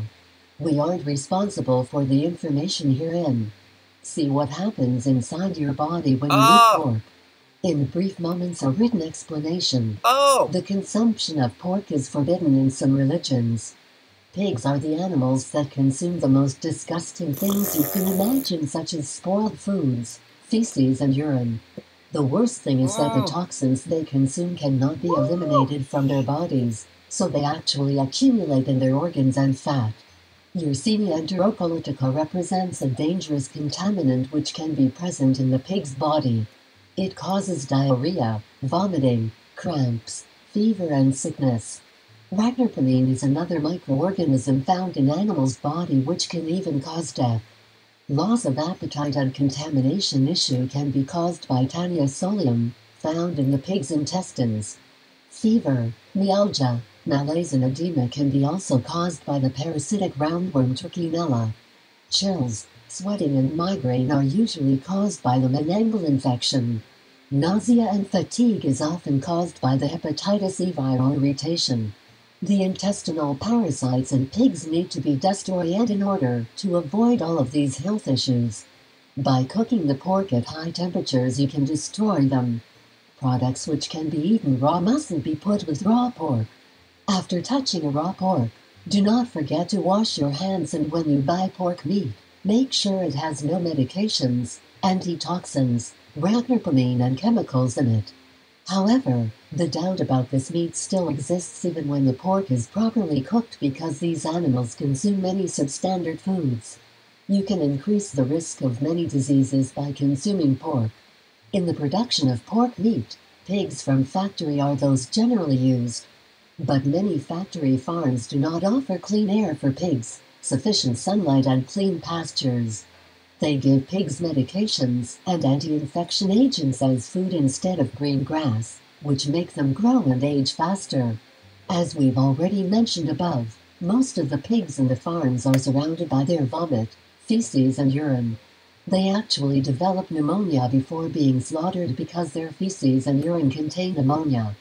Pigs also have various skin issues because of the unhealthy environment. The consumption of pork can cause many side effects. All of these are just a few conditions. If you really want to buy pork, research about the origin. If you like the video and you think it can help you, I invite you to give it a like, share the video with your friends, and subscribe to my channel so you don't miss any videos. I like that. Y'all should subscribe there. That was powerful, powerful, powerful. In fact, I'ma like it. Yeah.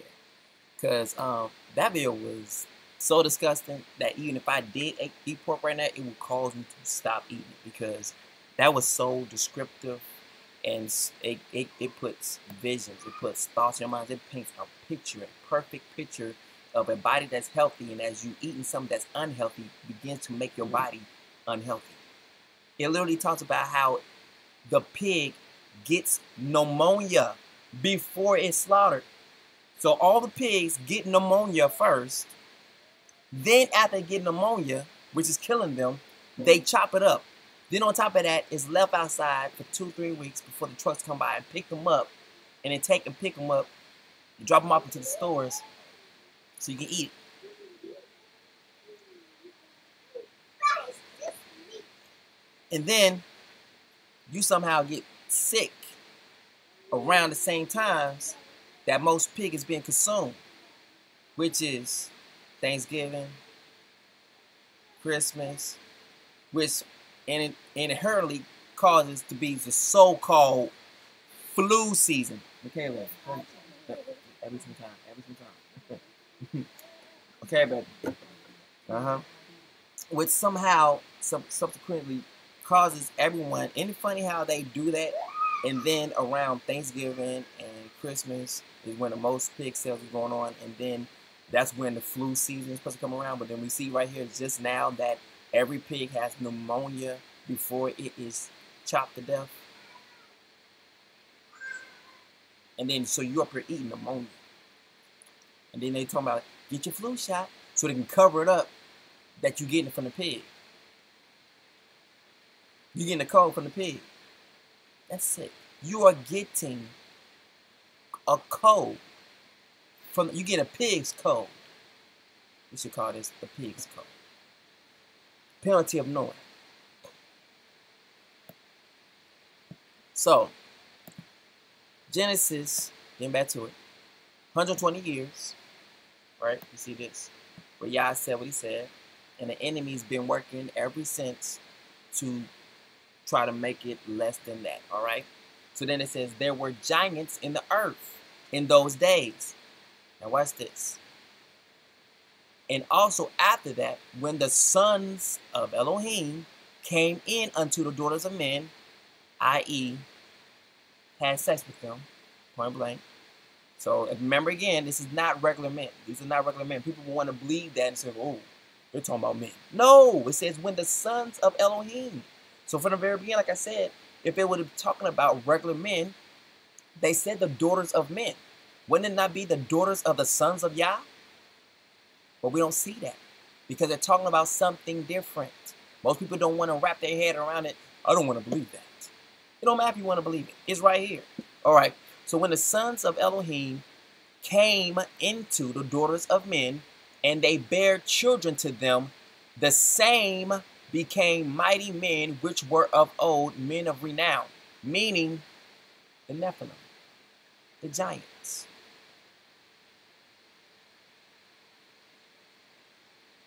So the mixing of seed produced giants.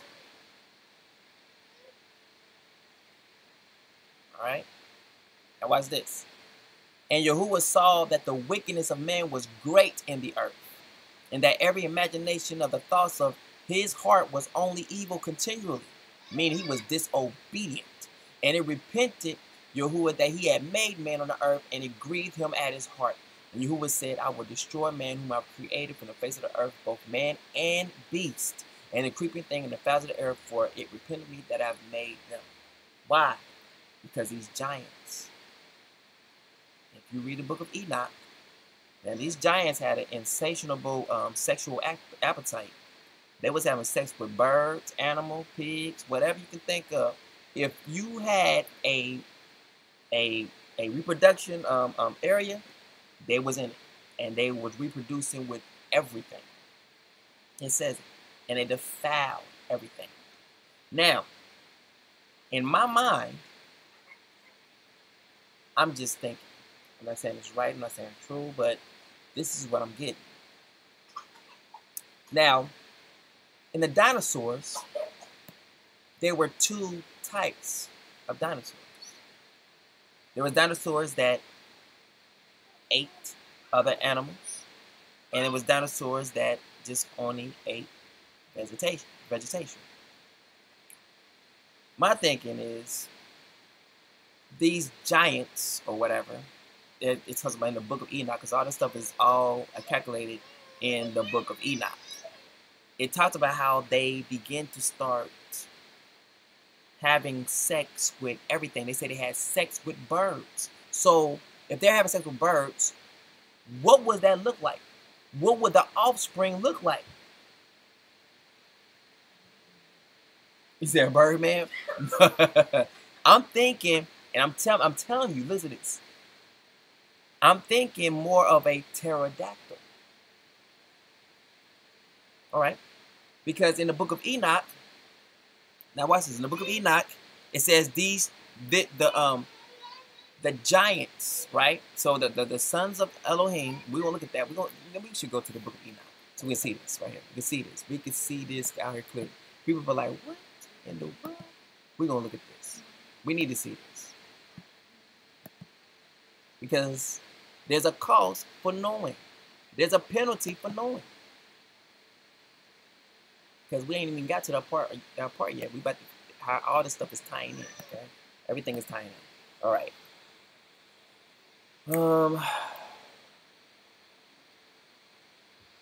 Book of Enoch. What part is that? Let's see. They defiled a bird. How do you defile a bird, man? they literally was getting down with every single creature. They defiled mankind. It was like watching what was that again? The Guardians of the Galaxy. He was just defiling everything. What was his name? What was his name? The father's name? No, not him. Not Luke Skywalker. Yeah, Luke Skywalker's father. Yeah, what was his father? I know they called him that though. A little bit as a joke.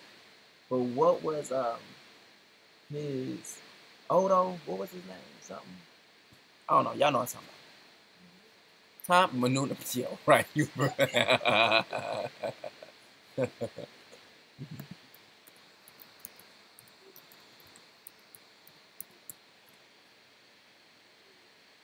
me see. Here it is. All right, so we're going to go there.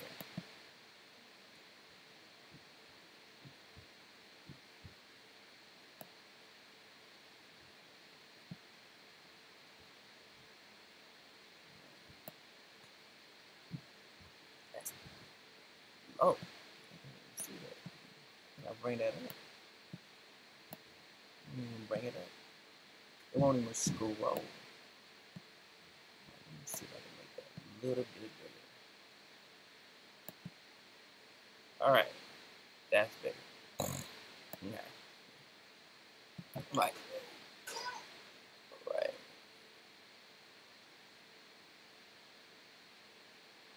Yeah, here we go. Alright.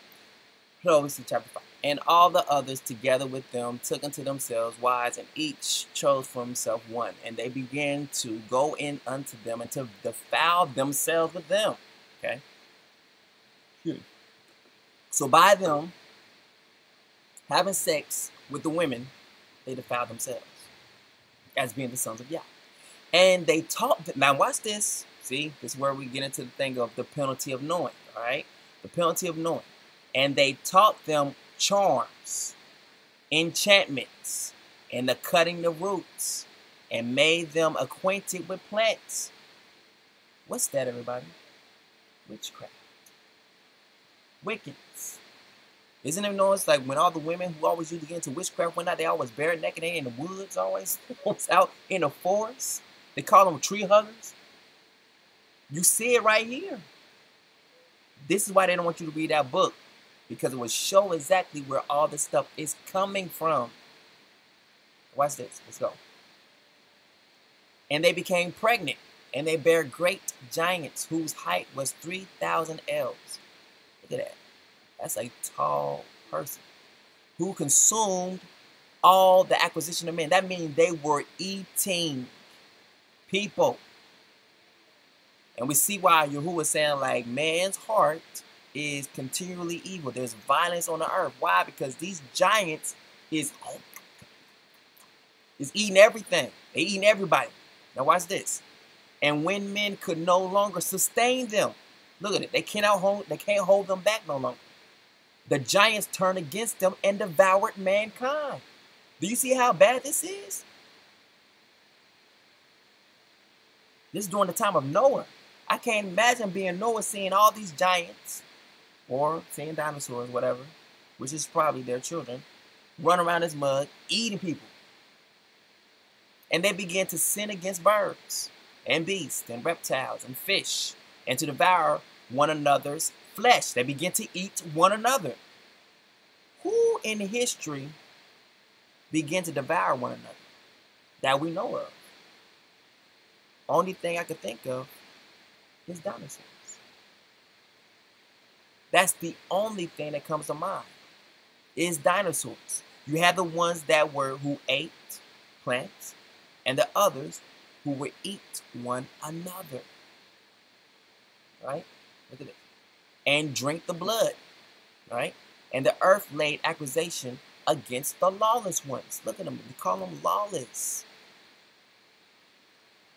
Lawless ones. We're going to keep on going because it's good. Keep on going. I need to see this.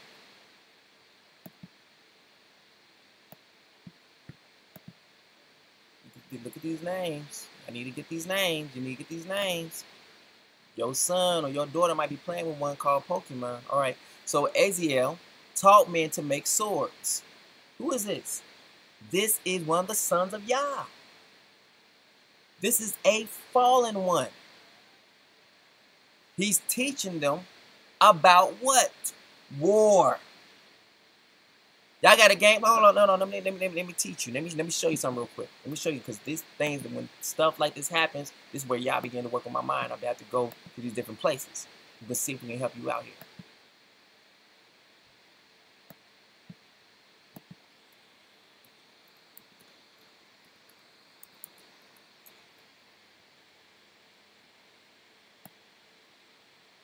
Yeah.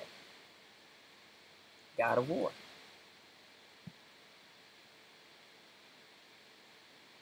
But Yahuwah also said he was a man of war, though. So you see how it all comes into play?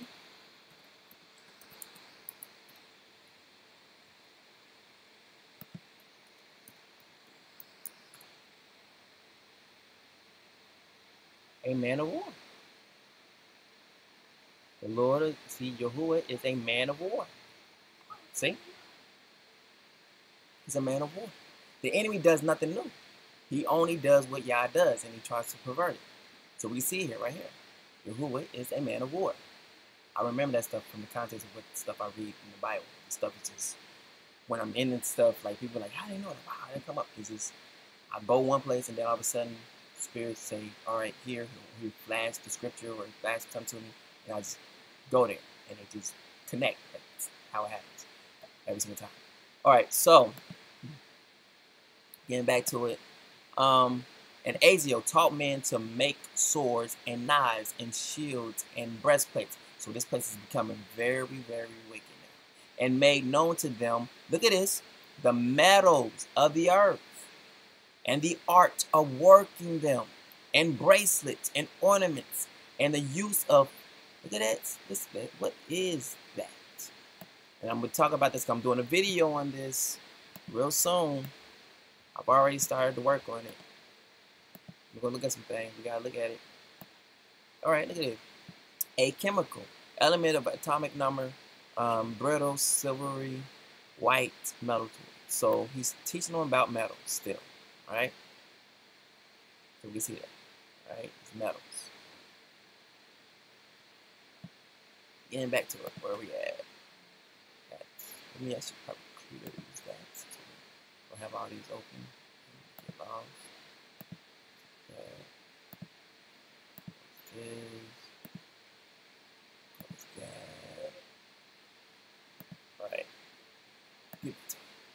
All right. So like I said, yeah. And the beautifying of the eyelids, makeup. It was the sons of Yah. It was devils that gave y'all makeup. I'm gonna say that again. I love that. That is just so powerful. It was demons that gave you makeup.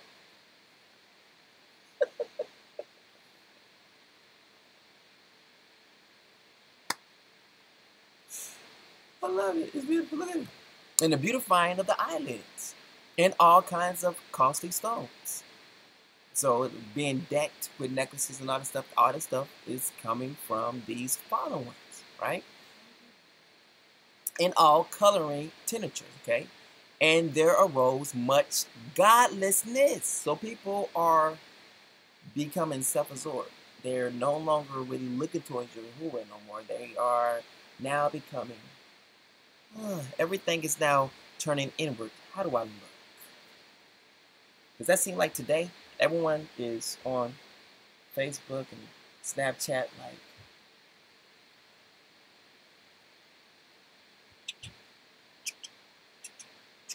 are we moving towards the same? Is everything, there's nothing new up under the sun. Everything seems to be happening the same. I look good. I look great. Oh, could you take a picture for me, please? I gotta do my makeup. I gotta do my eyebrows. Men doing the same thing too. I gotta go get a fake weave. I can't grow no hair, so I'm gonna put something right here. I don't lost my hair up here, so I'm gonna put a weave up in this mud so I can still keep, so I can say I still got it. You got it right here. There it is. And there arose much godlessness, and they committed fornication. Young people usually get dressed up, go out to the nightclub, but not to come home to go do what? Fornicate. So they all got themselves all. So there's nothing new here. We see the same thing right here in the book of Enoch. What's new about this? There's nothing new. We're still doing the same thing today as they did back then. That caused y'all to say, I'm destroying the earth. I'm destroying everybody on earth. So, and they arose much godliness, and they committed fornication, and they were led astray. How to get led astray? Because Azazel taught men how to make swords, knives, shields, and breastplates. So he brought in war and made known to them the different metals and the art of working them, and the bracelets and the ornaments and the use of, and then so he bringing in all these idol worship and beautifying of the eyelids, so they themselves begin to worship themselves. All right, and all kinds of costly stones and all kind of coloring tinctures, and there arose much godlessness because of those very things caused godlessness. They began to look inward instead of looking outward, and they committed fornication. So it caused them, it pushed them towards doing the wrong things because of what they looked like and what they were making and what they were doing. Understand? All right, birds of a feather flock together. They were led astray. It says literally because of these different things that they did, the beautifying of the eyelids, they went astray and became corrupt, not in some of their ways, but in all their ways. This corrupted man. All right, so Semajah, which is another fallen being, taught enchantments and root cuttings. What's enchantment? Let's look at that. Let's see what that is. We always got to see what stuff is. Why? Because if we don't,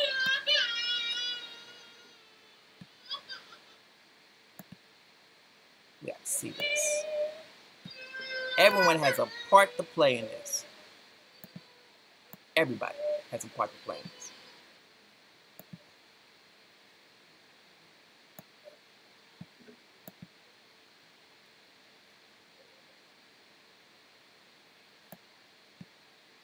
I hope y'all getting something from this. I know somebody getting something.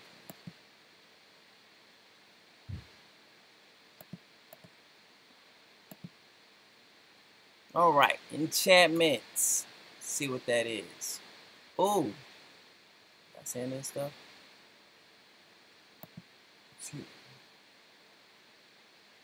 Oh, y'all see that? I know y'all see that, but y'all probably can't see it. So let me make it so you can see it. So you understand what this is. What he brought in. What is homeboy bringing to the table? I'm going to bring incantations. What's incantations? Those are spells. Enchantments. A magical spell. Charm. He brought in Disney. If you understand. Bewitchment. In traditional fairy tales, he brought in charm. Alright? Understand? Traditional fairy tales. He brought in Tinkerbell. Peter Pan. Once Upon a Time. Understand? Or fantasy. Final Fantasy. The sense of wonder. Now, what is this new movie that's coming out with Oprah Winfrey? Does it fit in with this? Let me see. What's it called again? Someone please post that. What is that new movie Oprah? You want to know? I know y'all know. Somebody know. Anybody? Anybody? I don't see no one type. Nobody.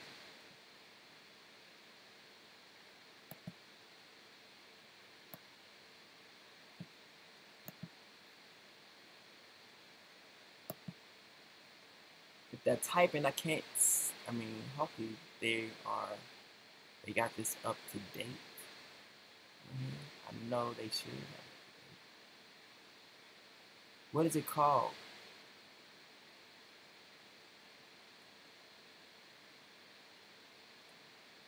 Everyone can say something. Yeah, I know. I have it set up to where people can speak.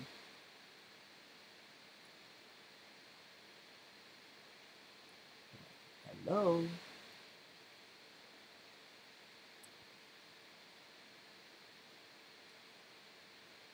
Alright. I guess I have to find it.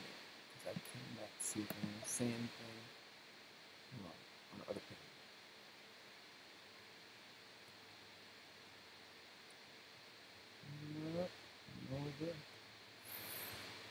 I'm looking in between all the things. All right, new movie.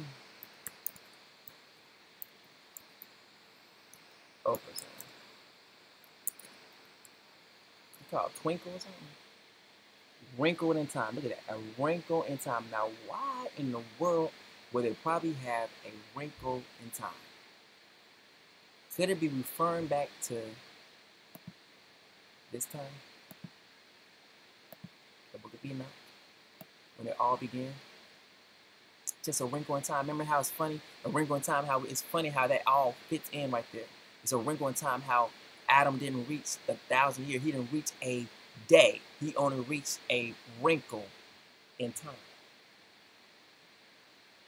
Because if he didn't reach a day, it's just a little time. So how much more wrinkle of a time do we have? So it's a wrinkle in time. What is this about? Let's see. What is this about? Let's see what this is about. See something. You want to create a stunning website? No, I don't. I've already done it. With Wix. Let me show you how it's done. I'm so happy. I mean, I'm gonna need to put these. I'm glad that you did that. That's wonderful. Congratulations. What if we are here for a reason? What if we are part of something truly divine? Imagine 91 billion light years traveled like that. Sweet dreams are made of this. Your father has accomplished something extraordinary, also dangerous. He's trapped by a darkness that's actively spreading throughout the universe. And the only one who can stop it is you. Be a warrior. I'll try.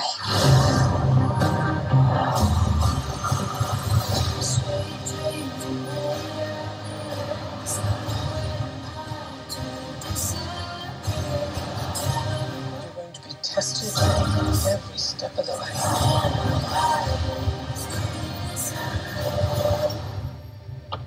Trust nothing.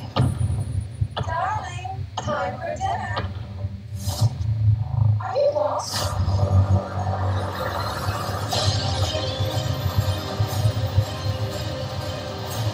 The only thing faster than light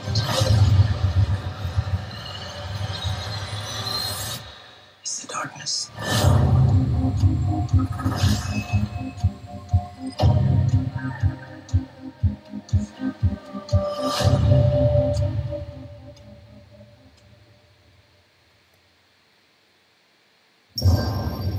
Close your eyes. Say with mine. Wow. You are a top student, but look at you now. You can't keep using your father's disappearance as an excuse to act out.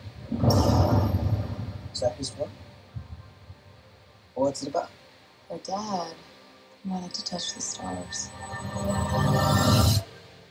Imagine that the ant here wants to get to another ant. The quickest option is to walk across the street.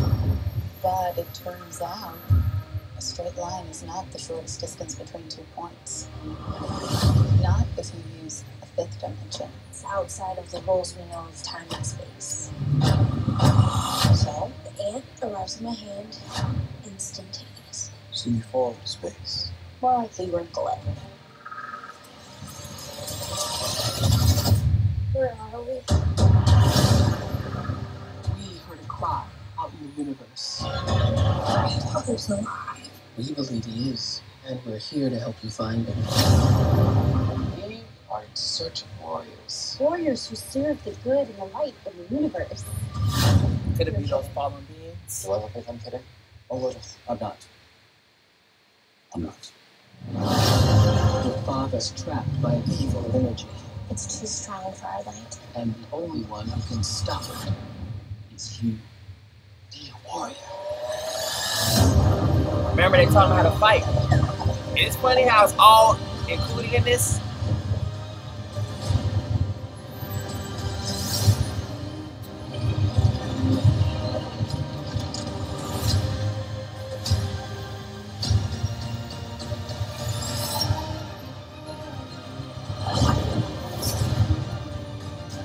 Love is always there, even if you can't see it.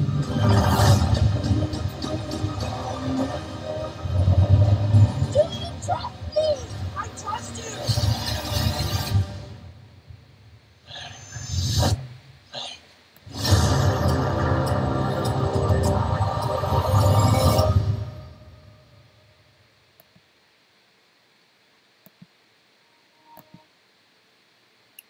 All right.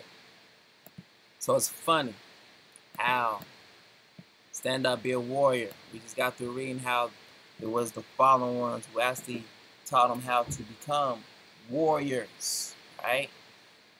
You don't see that at first, but now you see warriors in the book of Enoch. You see now the enchantments and root cuttings, and we done got through reading what that looks like and what that is. And, you know, it's enchantments, wonder, or delight, you know, seeing what all that is. It is. Look at how many times enchanting, gaming, how this stuff is playing into our world every day. Getting back to it. All right, the root cuttings, and there's another fallen being right there, the resolving of enchantments. So, what is what does that look like? What's the resolving?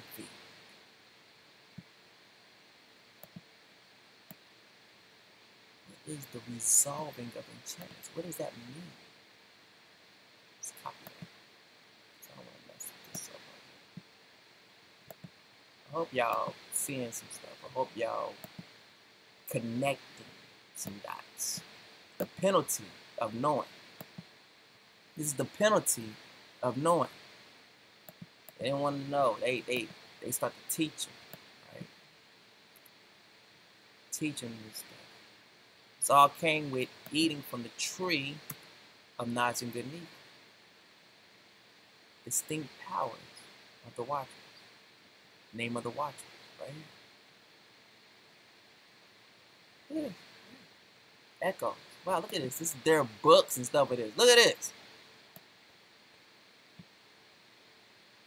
Y'all see this? All I did was write in something, and it brought them all their names, who they are. Look at this. According to the book of Enoch. See it?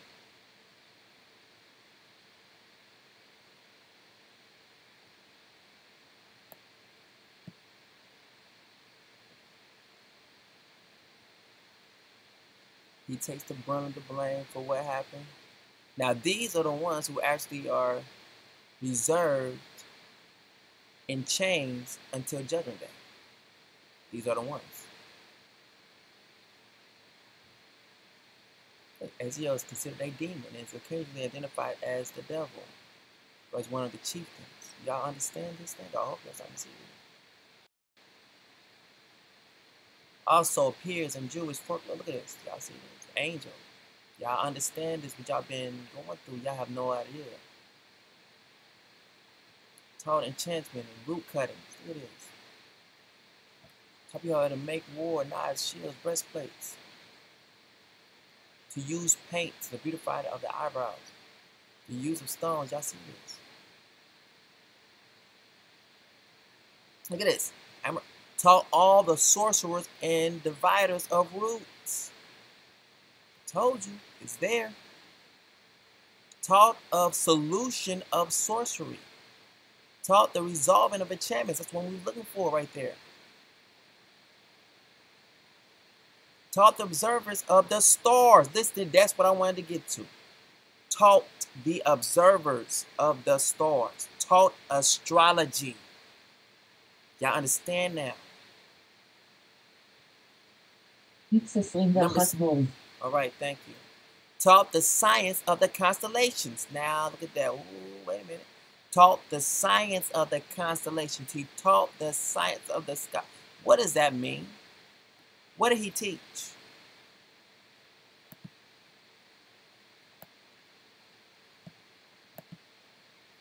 I have to type it out for y'all. What did he teach? And y'all keeping it to this day. And don't even understand what you keep.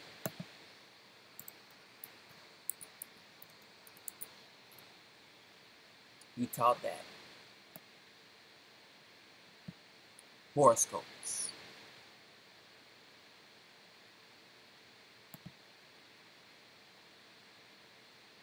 So he talk astrology, so he teaching horoscope, the observer of the star. See? Observer of the stars, astrology. Taught the science of the constellations. Understand? how they work, what it is. You know, the Big Dipper, all that stuff. You understand? Taught the knowledge of the clouds, all right? This person taught the signs of the earth. This one taught the signs of the sun. It's not all these things. Taught the motion of the moon. Taught the course of the moon. Taught signs. Taught astronomy. Taught the bitter and sweet, the use of ink and paper, right?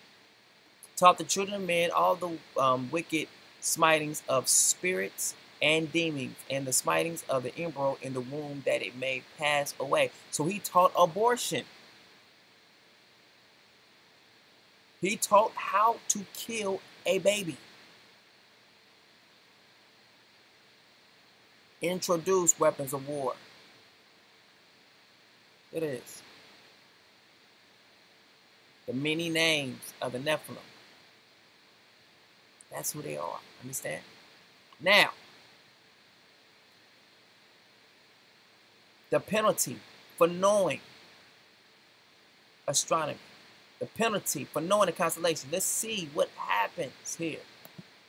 What Yah says about that. There's a penalty for going in deep into the depths of Satan. So even from the tree of knowledge of good and evil is going into the depths of Satan. The depth of Satan. His knowledge. Okay?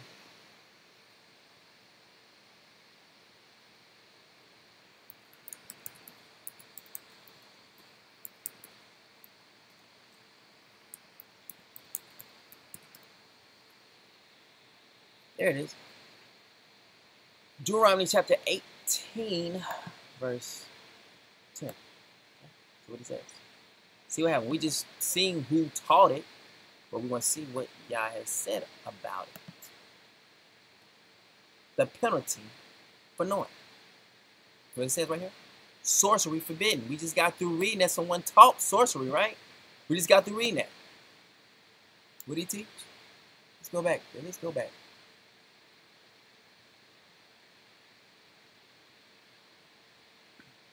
Taught all the sorcerers and dividers of roots. Boom. Then Yah comes back later on and destroys that. Says, no, he was not supposed to learn that, right?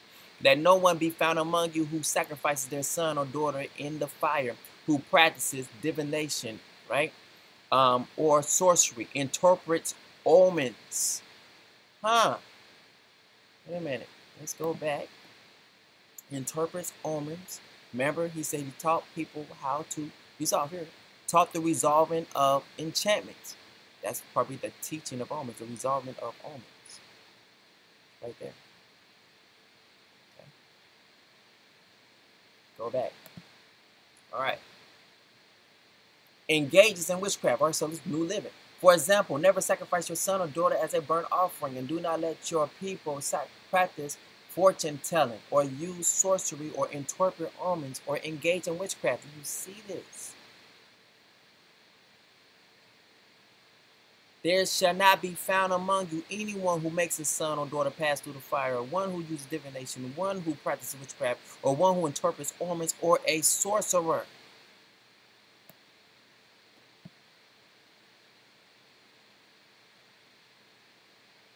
I want you to get this. Why I want you to get this? Because you understand what this is.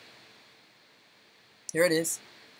There shall not be found among you anyone that maketh his son or his daughter to pass through the fire, or that uses divination, or an observer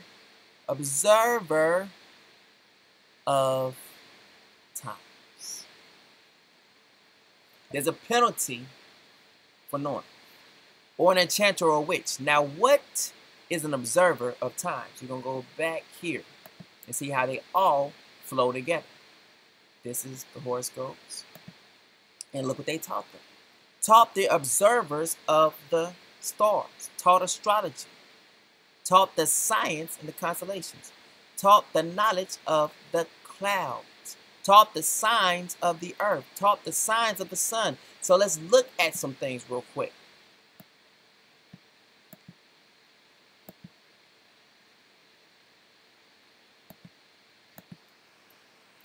to the holidays.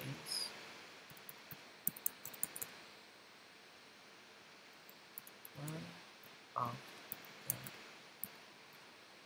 the constellations.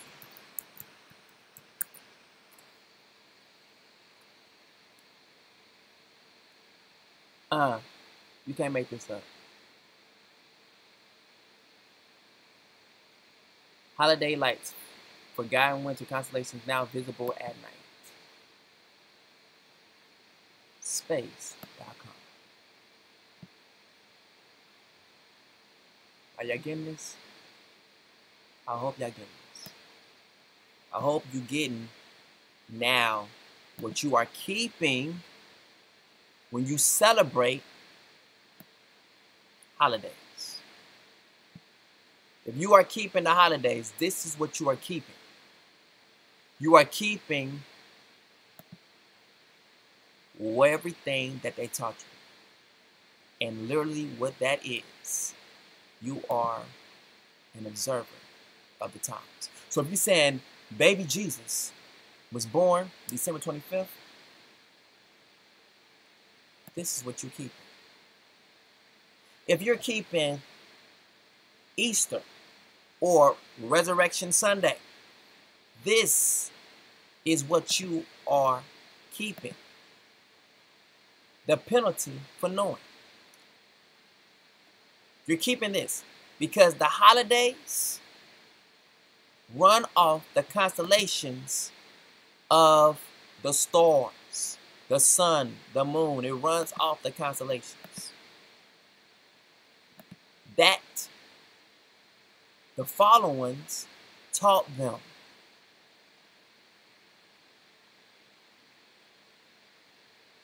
That's how it runs off. That's how it works. And guess what you're doing? And most people don't understand it. Why was they teaching them this?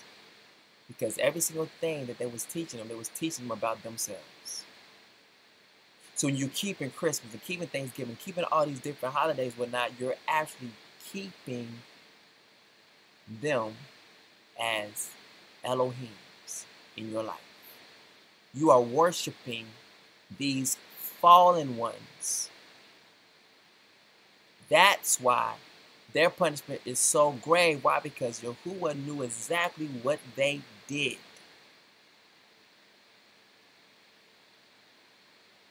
Knew exactly what they did.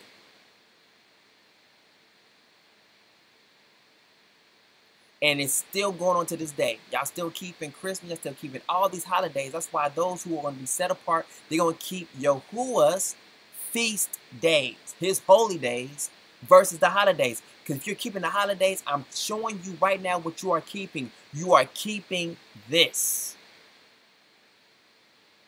You're keeping everything that they taught their wives. That's what you're doing.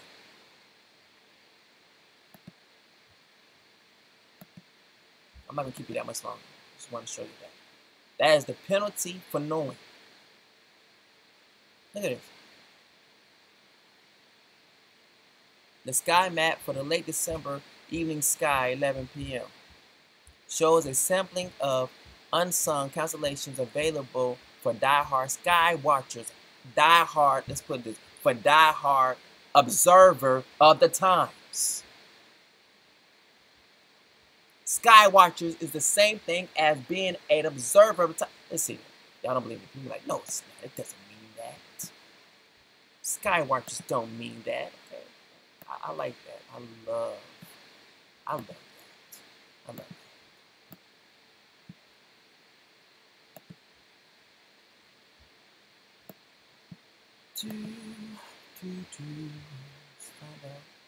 Find out the root word.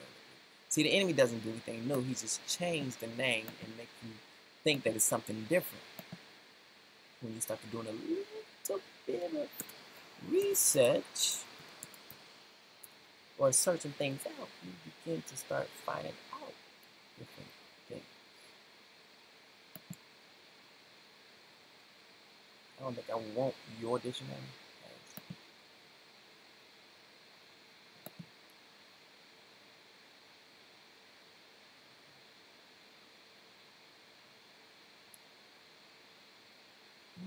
especially observe or monitor the sky, especially for celestial objects or aircraft.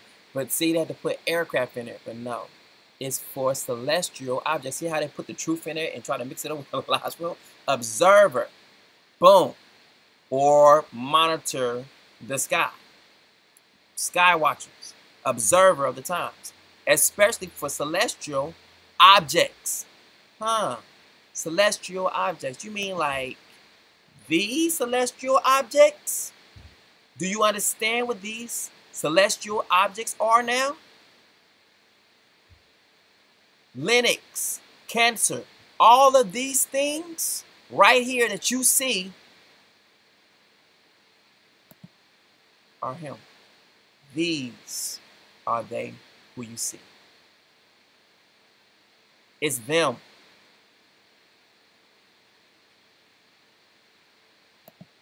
Yo, Gemini, Cancer, Linux, all these different names.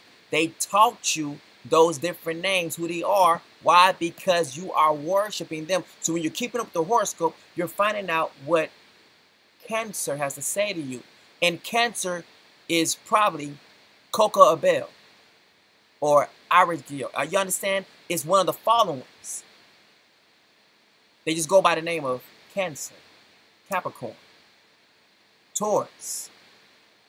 And so you're finding out what they're saying, and based off of the constellation of the sky, the constellation of the stars, they give you a what? A word, a fortune telling cookie. They say, well, on this day, this is what's going to happen. I would stay in the house right now today because if you're a Capricorn, you might be a little edgy today, blah, blah, blah. What's happening? They are still speaking to you from the sky. Observers of the sky. Horoscopes. Holidays. Your holidays is based off of the sky. It's based off of horoscopes. Observer of the times. I sometimes sky watch just for the fun of it. And we see right here, it says, don't do it. Why are you saying don't do it? Because you are looking unto other beings. One who practices witchcraft, or one who interprets omens, or a sorcerer. Understand? All right? So, hopefully y'all got that. Hope y'all got something from this. Oh yeah, I said we're going to look at the Euphrates real quick. So time is winding up. We're going to have to look at something real quick and we get up out of here because I'm not trying to reach the 2-hour and 50-minute mark. I was trying to get out by 1:20, but it didn't happen. I just stopped saying I'm trying to do short videos. Pretty much stopped saying it never happens. So I just let y'all use me if you're gonna use me. Let it be, right?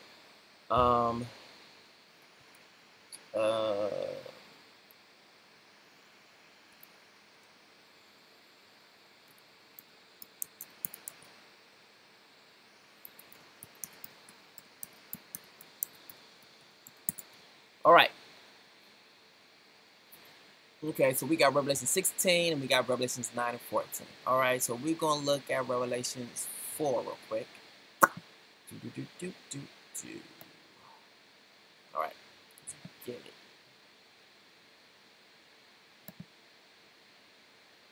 You understand? There were some spirits also in the Euphrates rivers that also was released. All right, let's go. At the time. All right, let's see. Saying to the sixth angel, which had the trumpet, loose the 4 angels which are bound in the great river Euphrates.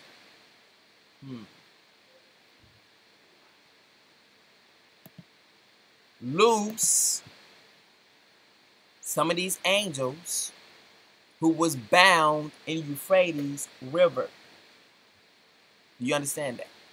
So when the river becomes dry, completely dry, 4 new spirits is released into the earth.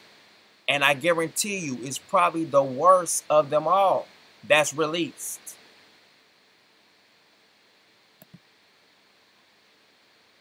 Hope y'all getting this. I pray y'all see this. All right. So we're gonna go to the next one. Hold on. Saying to the sixth angel which had the trumpet. Okay, what kind of trumpet is that though? We need to see what trumpet is. What is it? The fourth trumpet? You know, we need to know what trumpet. Are you the sixth trumpet? I mean, seventh trumpet. That's important right now. That's very, very important. We need to know what trumpet this is. Oh, snap. All right, so we got the fifth trumpet, the sixth trumpet. It's the sixth trumpet. All right, I need to understand that. And the sixth angel sounded, and I heard a voice from the fourth. Let me make this larger because I can't see. All right. And the sixth angel sounded, and I heard a voice. So I can make that a little bit bigger so you can see that as well.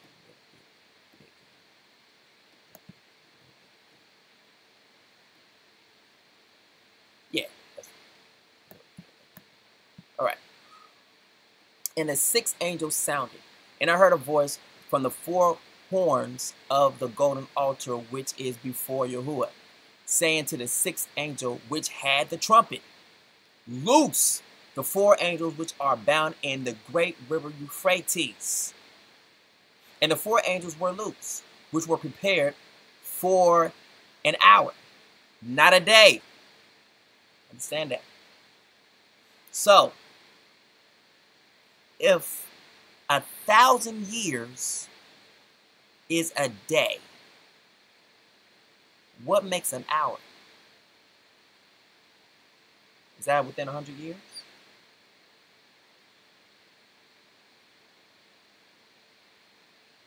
I'm just saying. So 100 years. I'm just saying. I'm just trying to think. Like, what would equate to an hour? So a day is 1,000 years.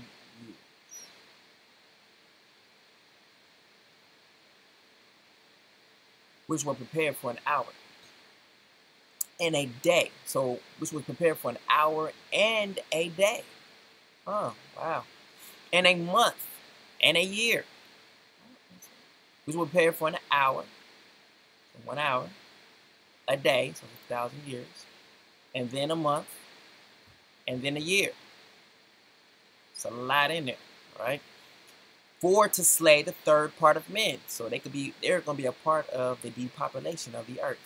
And the number of the army of the horsemen were 200,000. And I heard a number of them. And thus I saw the horses in the vision, and them that sat on them having breastplates of fire and a jingfit, and the brimstone, and the heads of the horses were as heads of lions, and out of their mouths issued fire and smoke and brimstone. What is that we probably seeing here? It's probably the weapons of war that, you know, these fallen ones showed them how to make. You know, that's where all weapons pretty much come from here. Everything that's bad to mankind came from there. All right, moving.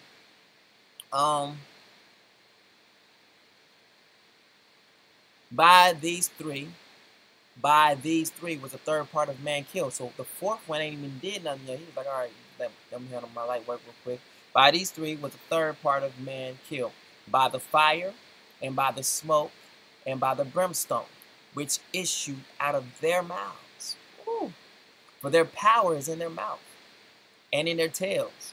For their tails were like unto serpents, and had heads, and with them they do hurt.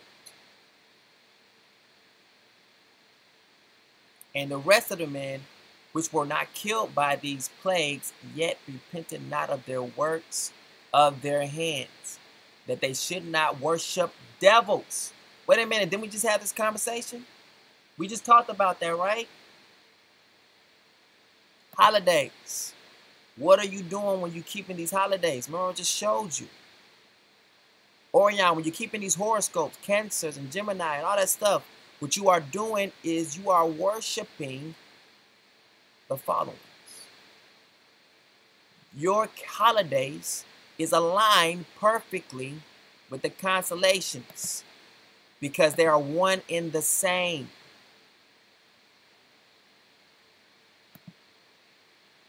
And then we see right here that they should not worship devils and idols of gold and silver and brass and stone and of wood. And we saw where that came from right here. This is where all that came from the fallen ones. All right. Which neither can see, nor hear, nor walk.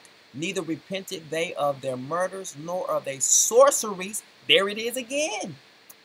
Nor of their fornication, nor of their theft. So every single thing that these demons, or these fallen ones, the sons of Yah, the sons of Elohim, taught humanity is the very same thing that plagues them. The price or the penalty of knowing these things. There's a penalty for knowing them. So Yahuwah says to unlearn them, don't do them. I don't want you to know this. If you know this, there's a penalty for knowing how to observe the times. Now, all right, so we see this, all right? So we see this is coming out of the Euphrates River, all right? So let's look at the Euphrates River, right? Let's look at it. What does the Euphrates River look like now, today? And after that, I'm getting off of here.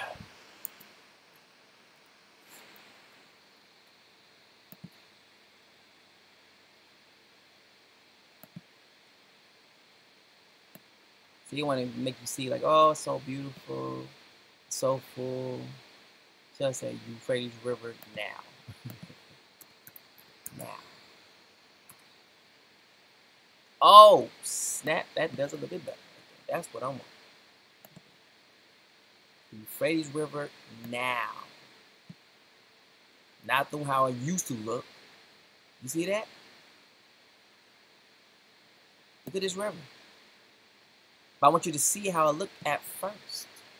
You need to see how it looked at first to understand this.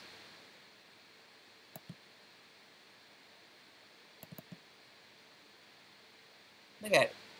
How full it was. It's full of water.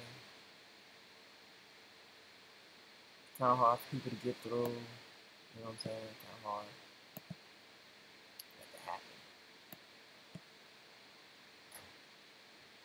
We got, look at that. Look how beautiful that look right there. Look how full it looks. Euphrates.org. Look, beautiful. See that river right there? See how full it looks? Really full. You can't get nothing through there, right? And there were spirits for demonic entities that was inside of here, being held. As long as this water was full, they're held like in a jail, if you will. There's a jail going on. As long as the water is full, they remain in chains. Now, when the water begins to depreciate and gets lower and lower and lower and lower, something, look at this right here, look at this. Oh, look at, oh, wait a minute. Something's happening with this one. It's getting a little dry.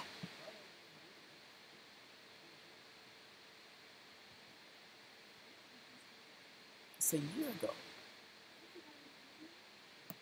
All right, let's look at this. Riverbank, this is a year ago, right? So they don't want people to see this. And I'm showing you prophecy is taking place, homie. While playing this video, you're agreed to it. Yeah.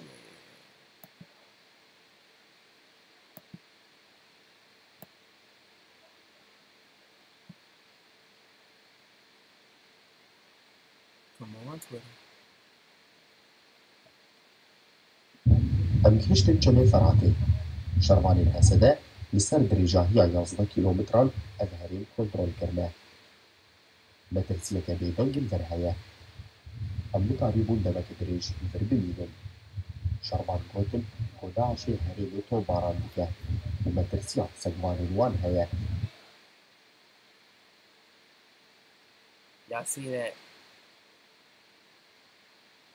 It's getting lower. It was saying that the water is leaving. Now, the funny thing is this, if they know anything about prophecy, best believe they're on it. Like, wait a minute. Something's about to take place. Something's about to happen. They might be looking at it like, oh, the God has blessed us. You know what I'm saying? We can go across. We can start war now. They have to understand. There's no way they cannot not understand scripture on this. They have to understand what this means. That the Euphrates is drying up. Look at people dropping off into the water, man. Look at that. Dropping off into Euphrates. That's how full it was. Now, let's look at it. Can this really be the Euphrates River, though? Can it be? It says National Geographic. So we're going to do Euphrates now again. Euphrates River now. I want to get the right one. All right. Ooh, snap. That's not good. Okay.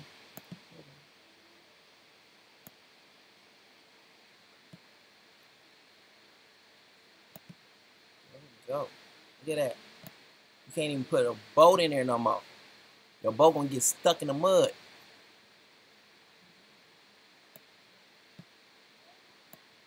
It doesn't work. Look at that. Boat getting stuck in the mud.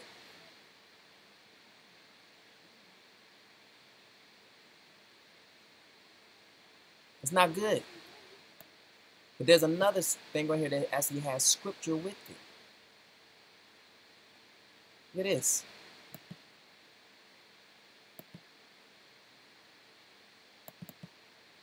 We need to know what time we're in right now.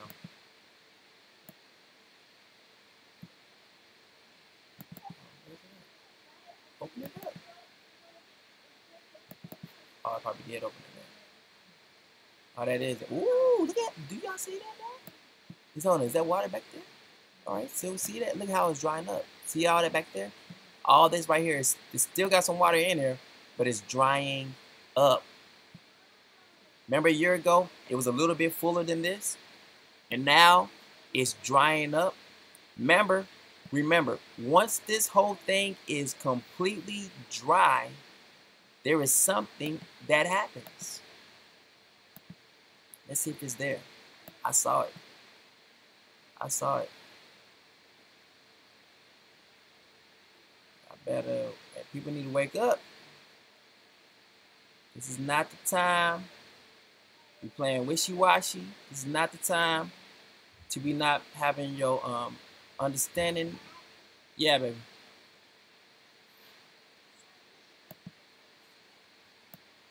All right.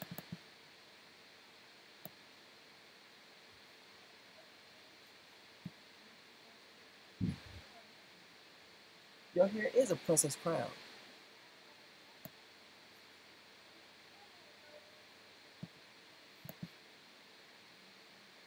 Yes, your hair is a crown. That's why it sits up there like that.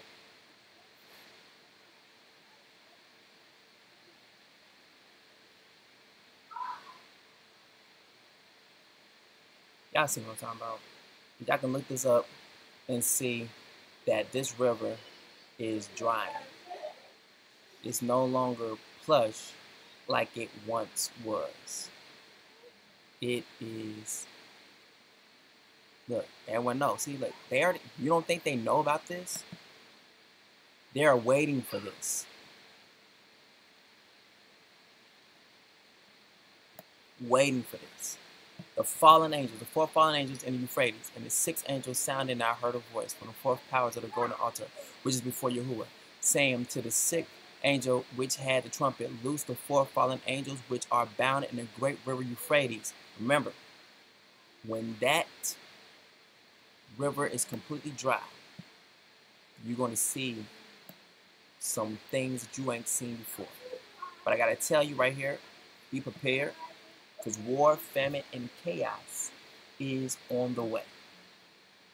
In a dream that I had about the presidency, Obama and Trump, in the sky when Trump got into office, when the Republican got into office one night, was already civil unrest going on, where Yahuwah showed me in the sky, because I looked up in the sky and everything was pitch black, all I seen was the words war, famine, and chaos. They're not going to tell you about it, but I'm telling you, in this reign of the time of Trump being in office, you're going to see war, famine, and chaos. It's going to happen. Now, whether the newscasters, whether they keep it on a hush-hush, but there's war already taking place over in the Middle East, but they're being quiet about it. So one part of the thing's already happened. But war, famine, and chaos is going to be happening. It's going on. There's going to be a shortage of food, if you will. Shortage of water. That stuff is already starting to take place. War, famine, and chaos. What that means? It's going to be unrest. Even more civil unrest. People are going to be demanding their rights. And there's going to be rioting in the streets. People are going to be trying to overrun the police. Police are going to be trying to overrun the people. Trying to keep, people in their places and whatnot. War, famine, and chaos is coming. Tell me.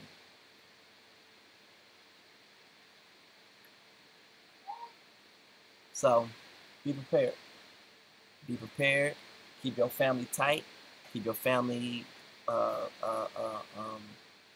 structured tight. Keep that knit tight. Keep it tight. Keep it tight. Keep it tight. And as people exposing more things that these hierarchies and higher people in higher positions are doing, you're going to see them come up even more missing.